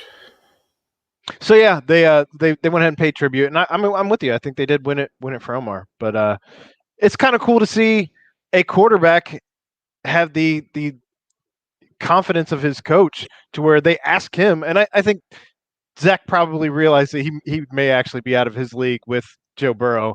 And Joe, I think if Joe wanted to truly go for it on fourth down, I think it wouldn't take much convincing of Zach Taylor for Joe to be like, come on, man, I got this. Well, Jim Harbaugh did the same thing. That's my point. That's the point we're making. Like the announcers at the time were like, no, like you definitely don't go for this. You don't do this. And while they're doing that, the camera's zoomed in on Harbaugh's face, and he's like, Lamar, you want to go for this? And clearly Lamar says yes, and he's like, let's do it. And that was, but that also like we're gonna go for it.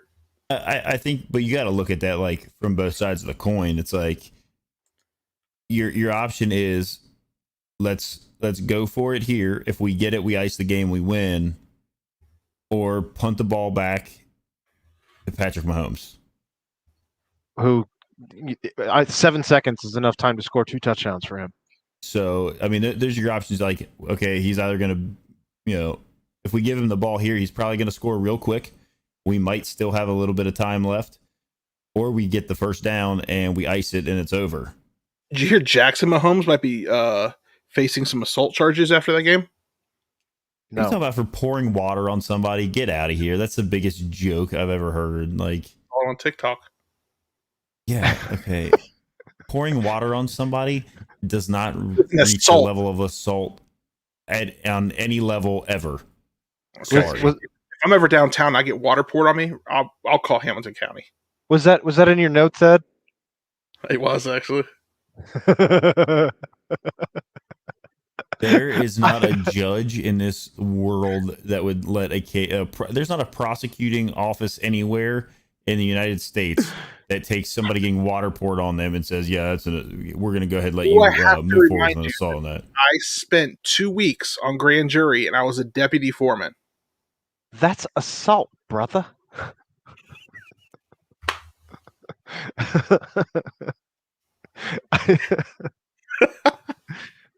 I'm currently dumbfounded right now that this conversation is happening. So anyways, the Bengals, Joe Burrow is going to blow out his other knee if we do not get some offensive line help. Like he is getting hit way too much again. And we were saying this same thing last year. I think it was not JT, it was Cam who tweeted it, and I retweeted him and said, "Hey Cam, was this a tweet from last year or this year? Because he's gonna get taken out." Well, I believe I think he's been sacked 9 times already this season, which actually equates to 4.5 sacks per game, which equates to about 76.5 sacks. 9 divided by 2, Ed. I knew that. I don't know why you had to do that math.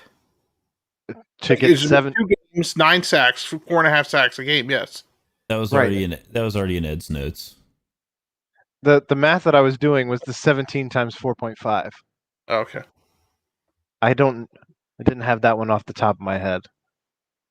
I got you. I know you're a math wizard. It was neat though that we almost came back and won that game. I mean, they did, and Aaron was chomping at the bit because he was gonna fire a whole bunch more.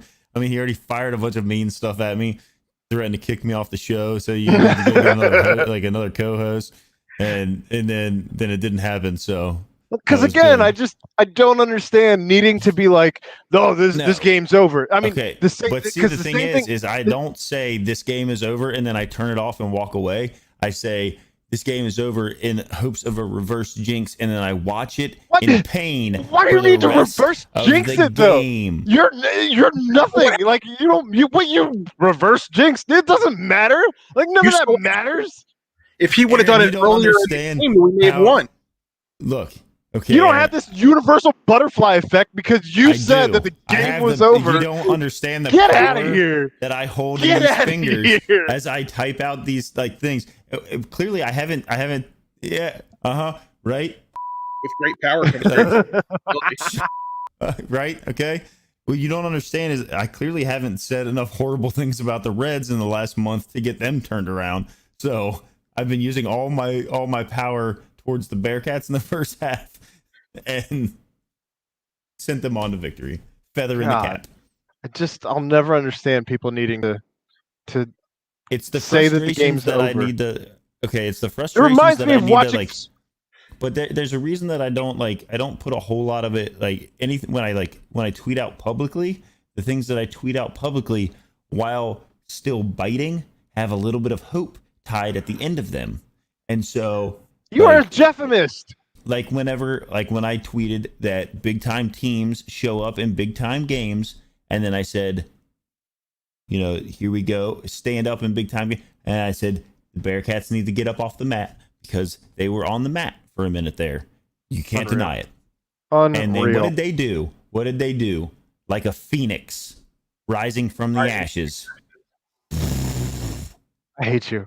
And I tried it for the Bengals, and they did a solid effort. Then somebody poured water on the Phoenix. Flames went out, back to the ground. How it works. Phoenix should put out that quickly and easily, though. But I just feel like these teams have enough adversity and negativity being they don't poured care about upon the adversity that's coming out of my mouth. Poured upon them from a national perspective. And then I have to deal with it from you, of all people, who were watching, and I'm just trying to enjoy the game. So I just get out of the group chat. I don't come back until it's over. And your job also in that instance is to then talk me off the ledge, but instead you just turn your back on me and run away, and I have to look to Twitter and Zim Huday to bring me off the ledge. I was so mad.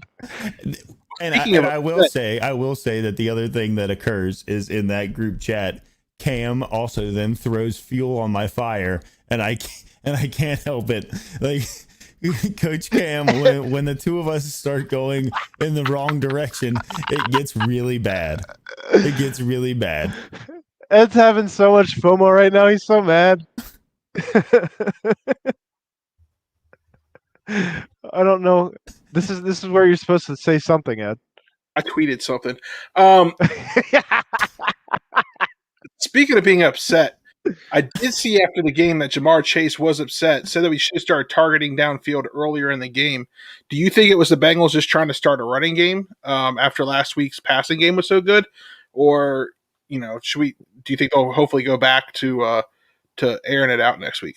So we do have the number 2 rusher in the NFL right now with Joe Mixon. I think he's just shy of 200 yards for the season. I think he's at like 196 or something like that. That said, if you are running the ball more efficiently, it's going to open up the pass game. And when you're taking these deep shots earlier in the game, as it showed later in the game, it opens up the run game a little bit more because you can't load up the box because you're worried about something happening where maybe you have a Jamar Chase or a T. Higgins or a Tyler Boyd who exposes your safeties who are cheating up because they're trying to stop the run. So, yeah, I mean, we have been running Joe Mixon at a pretty high volume at this point, and I'm not at all upset about that whatsoever. But I think that you do have to take those deep shots early on in order to open up that run game even more, to get the big plays, the big splash plays from your run game in order to keep the defense honest and not cheat up to where you're maybe leaving an extra man or two in the box because you aren't worried about them taking the top off your defense. I mean, the other thing you got to think about, though, is you're not going to be able to open up a deep passing game when Joe Burrow is back there still halfway running for his life on every other play. That's true. I mean, he's got to get it was brought up. He had to get the ball out quick, and the Bears were sitting on those routes. And hi, I'm back. Hi, Chad. Can I point out where the flaw in the Bengals organizational philosophy is? This should Absolutely. be good. They don't give a shit about guard. Well, No, guess they what? don't. Well, guess They what? gave up the best guard in the league. In the NFL, the ability to throw the deep ball is far more related to stopping the interior pass rush from getting in the face of your quarterback than it is what's happening on the edges. Because if the rush is just coming from the edges and you're able to hold the fort in the middle, the quarterback can just. How many times have you seen Tom Brady, Peyton Manning, the stars at quarterback just step up from an edge rush and make a play down the field because they had that extra second in the pocket to make a play? Well, and the tackle play to your Joe Burrow's getting killed from his front. Right Yeah. up the gut. to your point that the tackle play's been outstanding with Riley Rife and with Jonah Williams. Like Right. they've done their job. So to make the argument that you should have taken the tackle over Jamar The Chase argument is you should have spent $50 million on a guard yes. instead of Xavier Suafilo. His name's Xavier. He sucks. So that's fantastic. You did have an opportunity to bring a guy like Kevin Zeitler back into the fold, and instead you let him go to division rival Baltimore. And truthfully, it's because you just don't want to spend the money on guard. They don't value guard. They have No, they said don't.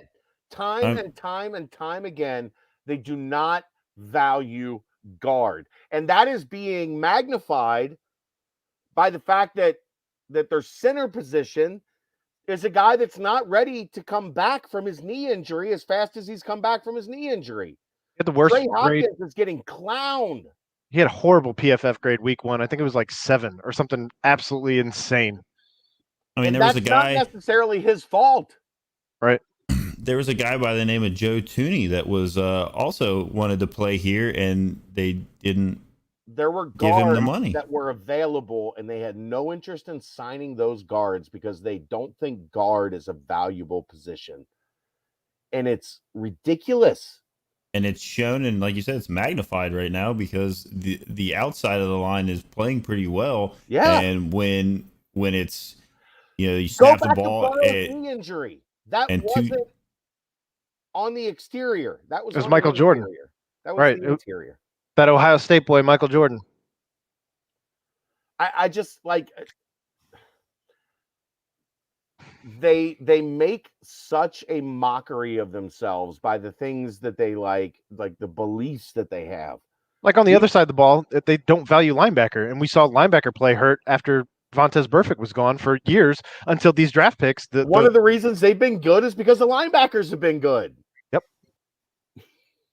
It's crazy. I know it's absolutely crazy that, I don't know, you can't devalue a position on the field as a complete unit and hope to be good on that side of the ball when you just have no respect at all and you're throwing out like Walmart bargain bin buys. Yeah. Wish.com. like the Reds bullpen. Exactly. Ding, ding, ding. And now we've come full circle. Or shortstop or center field. Welcome to Cincinnati Sports. Ugh. You know who doesn't do that? Luke Pickle doesn't do that shit. No, he doesn't. No, he He doesn't. values all positions equally. That's why all positions, while, maybe there's a guy here or a guy there that you're like, this spot needs to be better or that spot needs to be better. But it wasn't because he devalued it. I did see a You're thing today like, that they're doing a nice fundraiser for Bearcat Air, which is kind of interesting. Yeah. You got 15 grand, jump on board. So they can so they can fly them everywhere. I mean that's a necessity. It really But is. we've had a long day on the message board on Bearcat on basketball recruiting. A very long day. You want to get into that? We can get Skillings. into that. Did Skillings Well, it's not done yet, but the kid went to NC State, and NC State kind of made a strong push. They made a strong ass offer. If you're an LSU fan, you know what that means. 10,867 views on that thread? Yeah. Jesus. Those threads typically pop off pretty strong on the old Bearcat Journal, which if you'd like to subscribe, it's full price right now, I'm sure, but it's worth it. Well, That's still a discount. You can get your first month for $1. Well, there if you you pay go. the full price right now, you get Paramount Plus free for a year. Yes, you do. If you pay a Yeah. discounted price, you don't get Paramount Plus until you Yeah, pay full. Ed was really, really, really salty about that.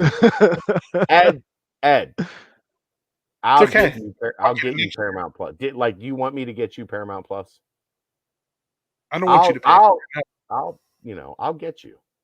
No, that's all good.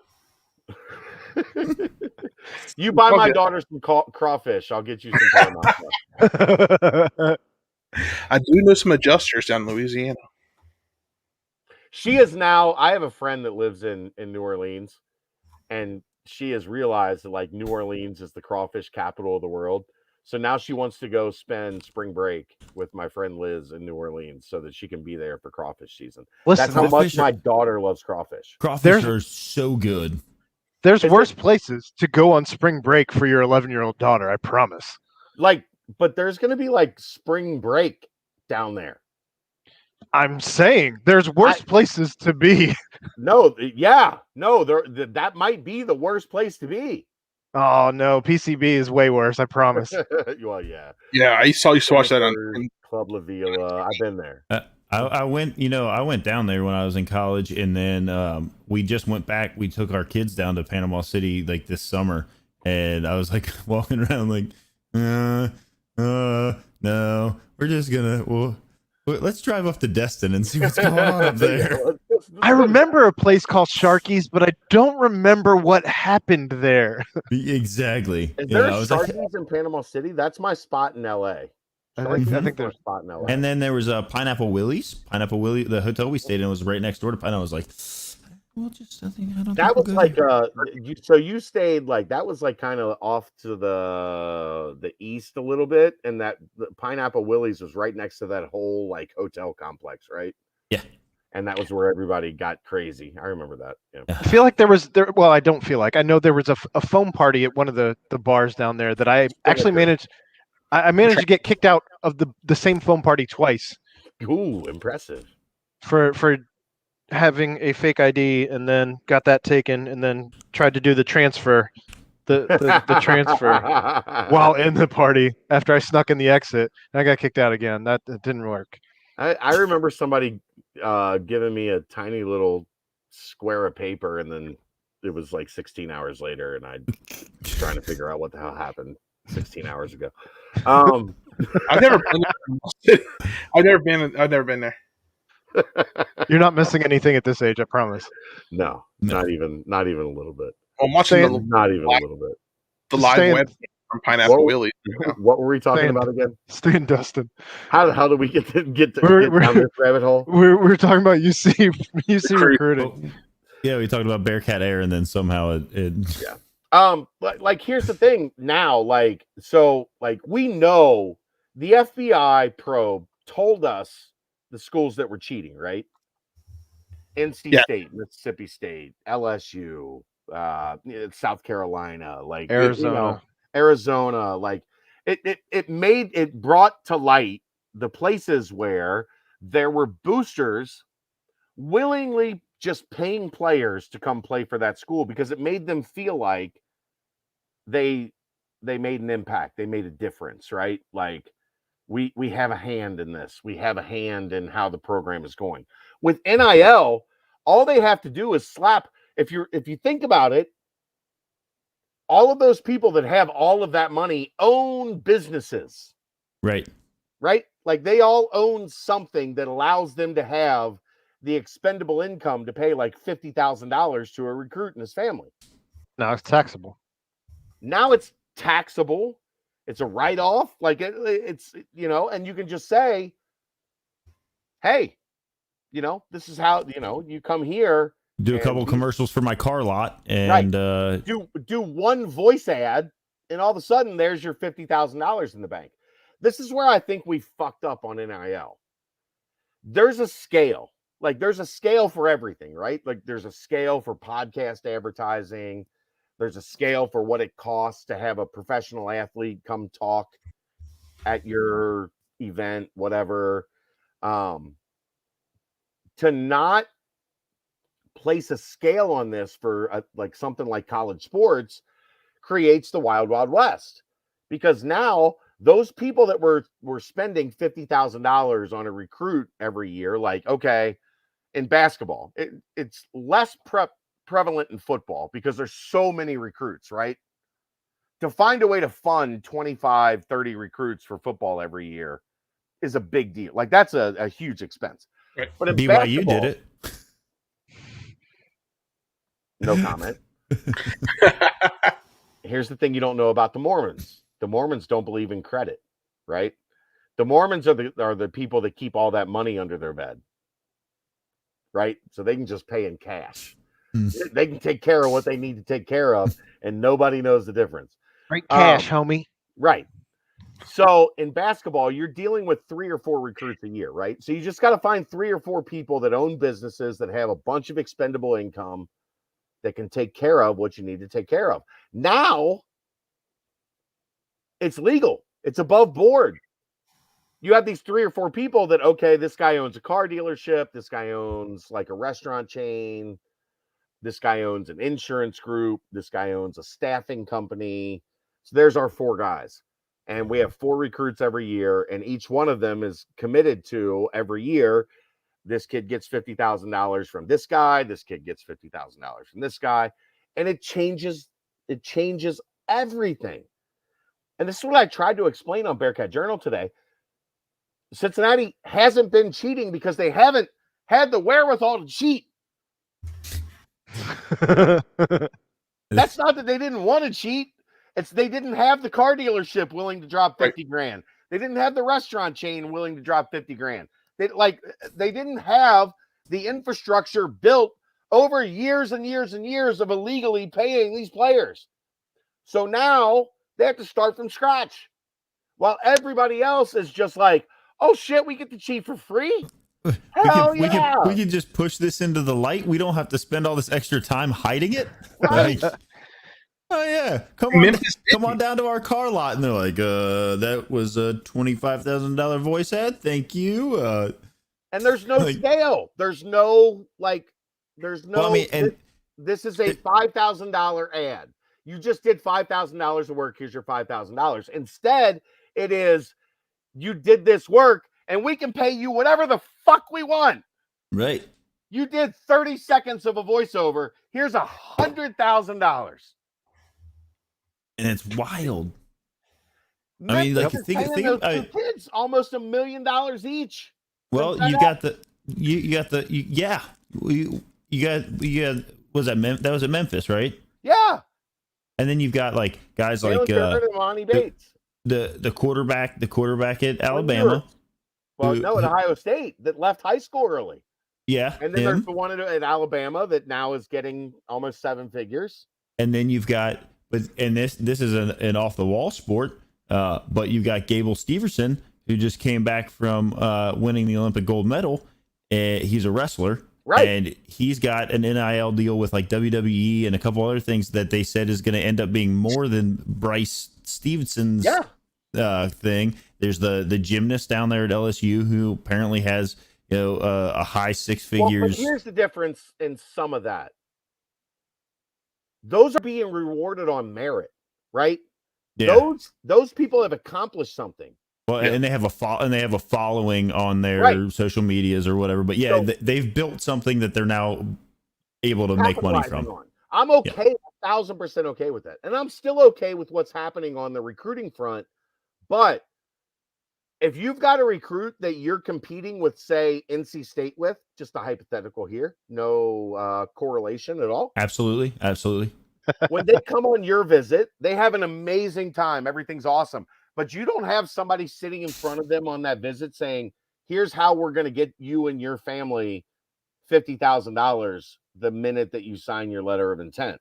Even though the university is not supposed to have anything to do with NIL deals at all. Have we heard anything about the NCAA going after Memphis for what happened with those? That was the point I was going to bring up. Even though Memphis, Penny Hardaway, FedEx clearly dropped a bag. Right. Crazy. So enjoy your time in the AAC, Memphis. Amani Bates. But see, for Memphis, it's not going to matter because FedEx is going to be okay with dropping that bag every year. That's kind of the point I was getting to of like, so when you have XOXO booster that every year is paid, like has set $100,000 aside to help your school in recruiting when it was illegal, when they weren't allowed to do it, right? Now they're allowed to do it. So, of course, they might even be willing to give more than $100,000 now. They might give $200,000 now. Well, I'm shocked that I haven't seen like the U already take off with recruiting. But that's kind of dried. That well's kind of dried up in Miami. It's just crazy what we've seen them do behind the scenes and know about now. Yeah, that's fair. I mean, that's 10 fair. years later, 15 years later, and you'd think that you'd be able to see them kind of take full advantage of this down in South Beach, and it just simply hasn't been the case. But there's so many other things to spend money on in South Beach. There's a lot of other stuff. You got to find the thing is you got to find that booster or you got to find the person that has the money and then also cares about that sport. Right. And so like you can have a ton of money and not give two shits about how Absolutely. That's where Cincinnati's problem is. Because Bob Castellini's poor. Right? Yeah, he's broke. I forgot. Bob Castellini's broke. But like, you have to find that person that has that burning desire to be like, Where's Weiler? Part of it. We bought us a nice video board. Thing's beautiful. Hey, UC just had that former engineering student that dropped a nice little bag in the university's lap. $25 million, right? One of the bigger checks ever. Yeah. By the way, I drive past Jeff Weiler's lot every Tuesday and Thursday out here in Eastgate. Jeff's not giving us any money anytime soon. Not going great for Weiler right now, huh? That Chevy lot and that Jeep and Dodge lot is empty. All the lots are empty. It's crazy. That's true too. But yeah, There's no cars. Right. They're all at the Kentucky Speedway with no chips in them. Right. I just hopped on the Cameo and typed in NCAA to see if there's any NCAA players. First, I typed in University of Cincinnati. Nothing popped up. But I typed in NCAA. There are in the first page of search results, there are 4 Xavier University players out here trying to make money off their likeness. It's great. I mean, good for them. Adam Kunkel. I hate that guy. Look, there's a lot of guys at UC that are making nickels and dimes off of like, Mike Adams. Woods has a clothing line, and like Malik Van. Yeah, Malik Van. Jeremiah Davenport has an NIL deal. That's not the money we're talking about that NC State's throwing at recruits. No, it's just not. It's just not. People need to understand the difference because, like I said, those guys at NC State have been spending $50,000 a year on recruits. You guys have no idea how many times I have busted Kyle Washington's balls that he was one of only 2 players at NC State that wasn't getting $50,000. Kyle's dad was legit. Like Kyle's dad ran a straight up recruitment. If NC State would have tried to offer his dad money, he would not have gone to NC State. Right. So NC State kind of had that understanding of, okay, this one we got to play straight up. And they got Kyle. And then Kyle got there. And outside of one teammate, all of his other teammates were driving like Mercedes. That's crazy. Right. They were going out to Red Lobster, and Kyle was eating at McDonald's. So if you were sports czar, how would you fix this NIL Wild West situation? And the problem is I don't know. Yeah. Because I believe it's the right thing. Right. Yeah. I believe I guess maybe somehow there needs to be a scale. There needs to be a way to prove that you're worth $50,000. That the work you're doing, or the things that you're doing with your name, image, and likeness is actually worth that amount of money that you're making. And I think all things need to be considered. Like, what's your social media following? That's a big What's thing your that backup they. player? Yeah. Are That's why you, we're are you a junior that was an All-American as a sophomore? That's valuable. So you're more along the lines of like you can only make X per commercial appearance. You can only make, X as far as overhead on the Well, like apparel deals. again, and it's a sliding scale, right? If you Sure. have 2.3 million followers on social media, what you make for a commercial is way different than somebody that's got 20,000. Yeah. Like anything else. I mean, like if say our podcast went to try to get, whatever, like for instance, last week we had LFG Cincy gave us some shirts to give away. But if, like a Barstool podcast asks for something, they're going to get more because they're going to be put in front of more eyes. It's like just a reality. Yep. What I'm getting from Holy Grail for a title sponsorship is going to be more than what you guys are going to get from a Holy Grail right now because you guys are still building. I've been building this thing for 16 years. Right. No, So absolutely. I'm in a different place than you guys are. Yeah. Yeah. And that's how things should. But I guess there's so many pitfalls and so many we've got this many Instagram followers. What's that worth? What are Twitter followers worth? What are Facebook likes worth? What are YouTube? You know what I mean? Like, how's the monetization? What are those views worth? Yeah. Live stream views, right? Right. How does that all come together? It's such an unknown right now because all of it is evolving. Well, and you're not allowed to have a manager, but you are allowed to have an NIL manager. You're allowed to have an agent now. Like full-blown sports agent? Kind of, yeah. As long as they're certified by the NCAA, you're allowed to have an agent to handle this stuff for you. I thought you were only allowed to have like a marketing agent. I mean, it's the same thing. You maybe see if say there's some rule where until you've actually competed and kind of built yourself some accomplishments at the college level, regardless of what your sport is, like maybe you can't go above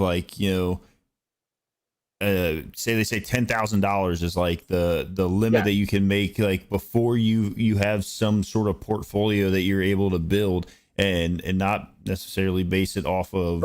But again, the problem is when you get into some of these high school athletes, some of these young kids that have massive Instagram followings already.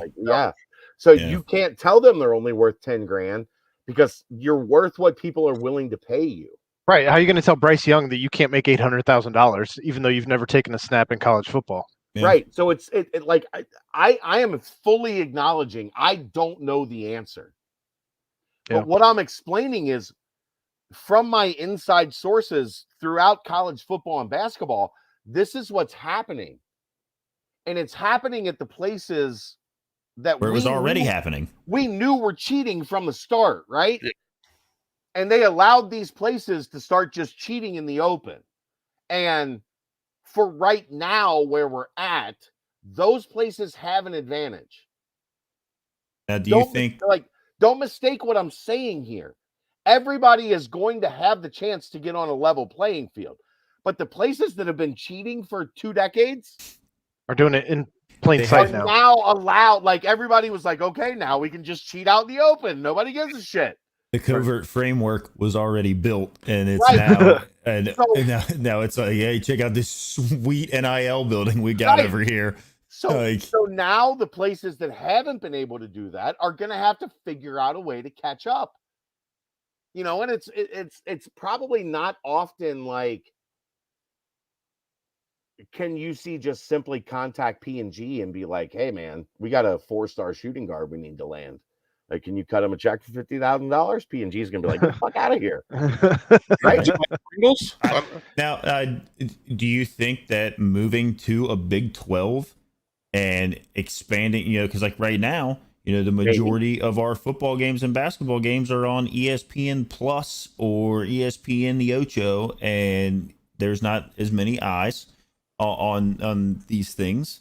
And as you move to say the Big 12 and maybe more of your games are on more on bigger networks and things like that on a regular basis, you see that maybe being more enticing for somebody who might be lukewarm about, providing a couple bucks to a recruit to get them to Maybe. I feel like Sean wave Miller on should their- be a consultant for this shit.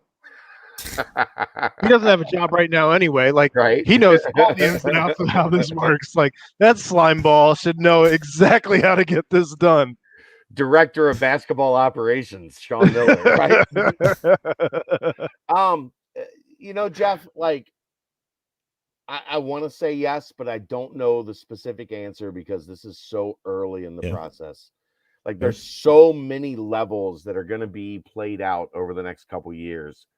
And I think people are panicking because we're in such an early part of this. And like I said, Cincinnati's going to have to figure it out. Cincinnati's going to have to figure out, like, who are, and I talked about this, like, as NIL was coming in. This was the stance I had on it. Like, I think it can be a good thing.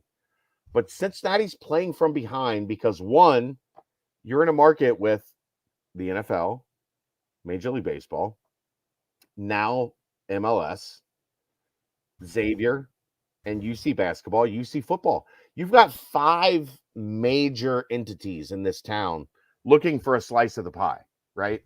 Mm-hmm. And you've got to find a way to make the supporters of UC that have the expendable income understand that we're going to need some help on this recruiting side of things. Because there are people firing guns at us that we don't have. Like, they got an AK-47 and we got a pea shooter. Yeah. And they're going to get the recruits over us because they are more prepared, more financially able, more financially ready to make that happen for the recruits. And it's not the financial status of the university; it's the financial status of the boosters and the people that care about the sports.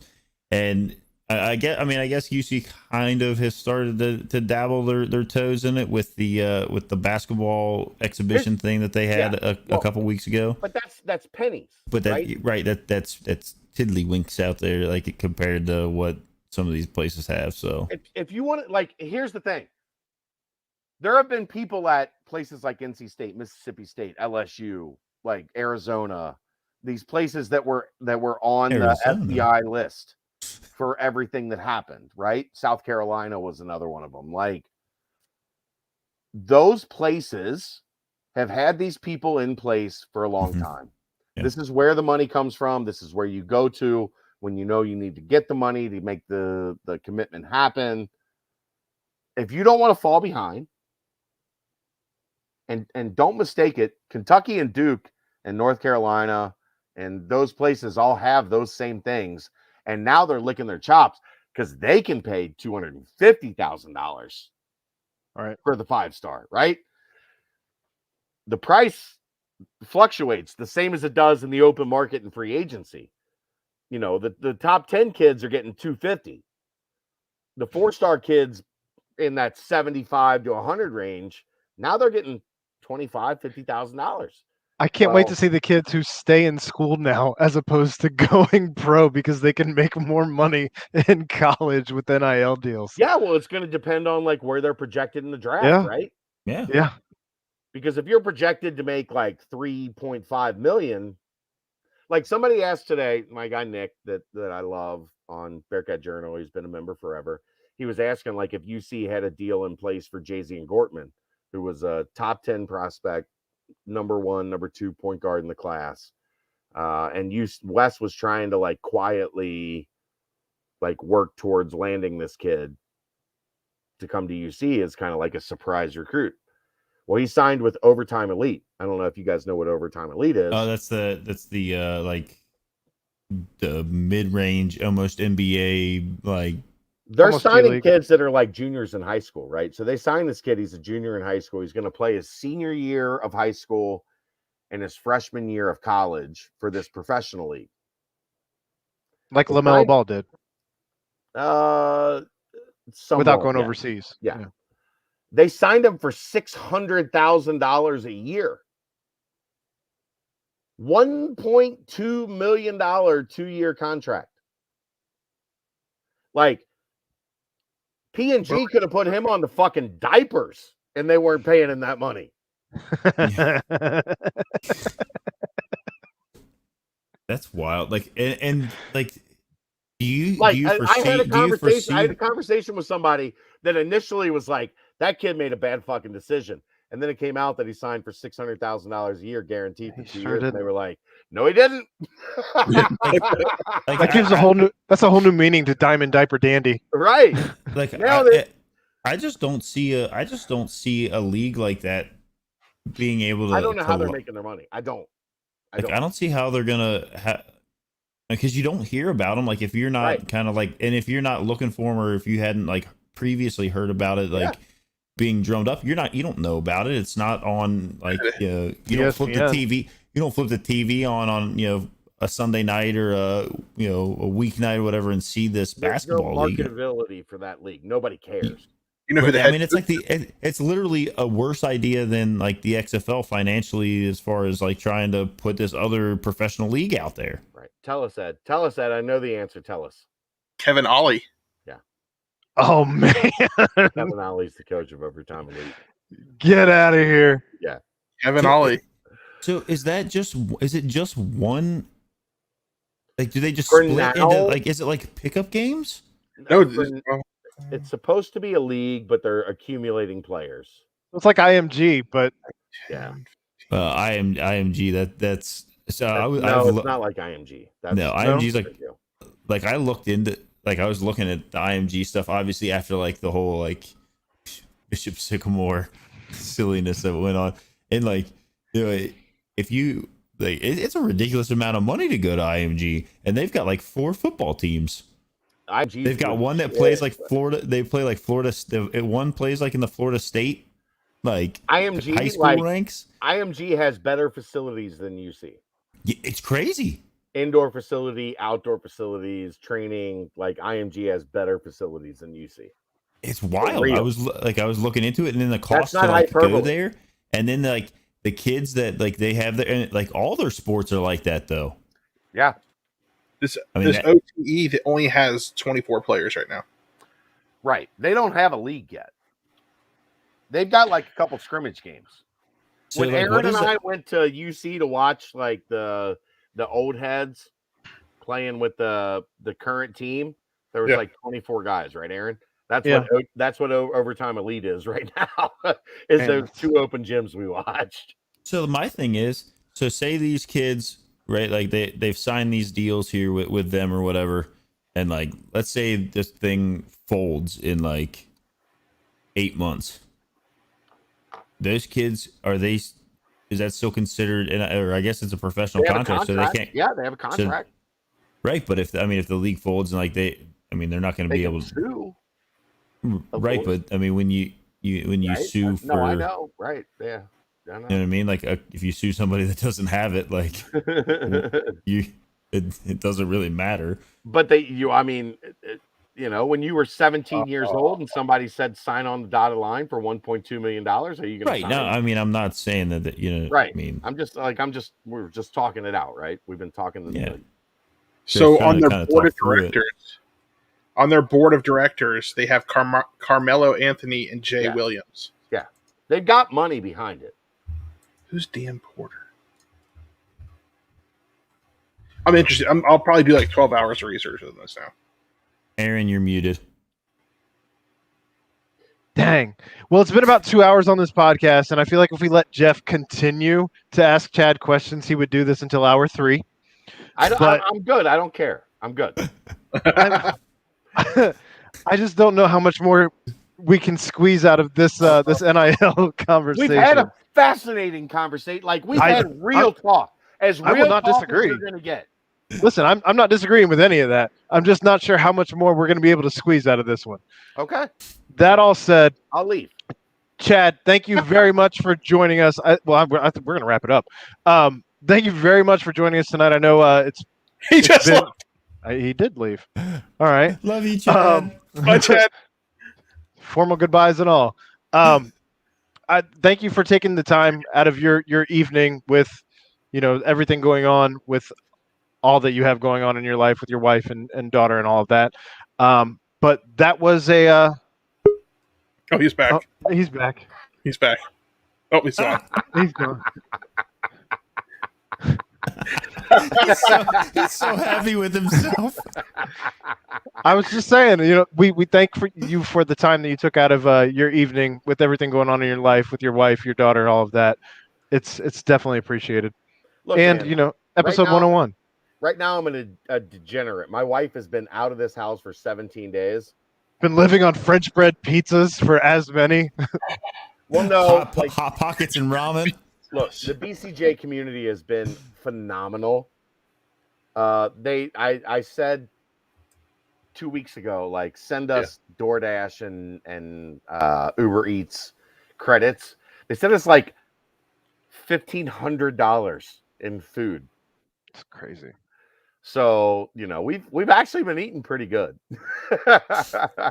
Crawfish and all. Yeah, crawfish and all. Like, I did the first, when we did the first crawfish thing, I got like a shrimp boil, and it was with the the Old Bay and the potatoes and the corn. But since then, I think there's 3 other times we've ordered just crawfish for Kelsey, and I've gotten like a cheeseburger from McDonald's. So it's fun. Well. Yeah. It was another fun episode. Anytime 101 bitches. 101. Right. Anytime we get to you knocked it out of the park. that NIL stuff was like, I'm telling you, people are going to be fascinated by that, because that's not a real conversation that people are having about NIL. No, and I mean, I think we all kind of feel like Jeff, where we're made of questions for this thing, because there's so many questions, but nobody has the answers. Nobody's actually talking about the inside, the nitty gritty of it all, because it's kind of dirty and nobody wants to touch it. But not dirty anymore.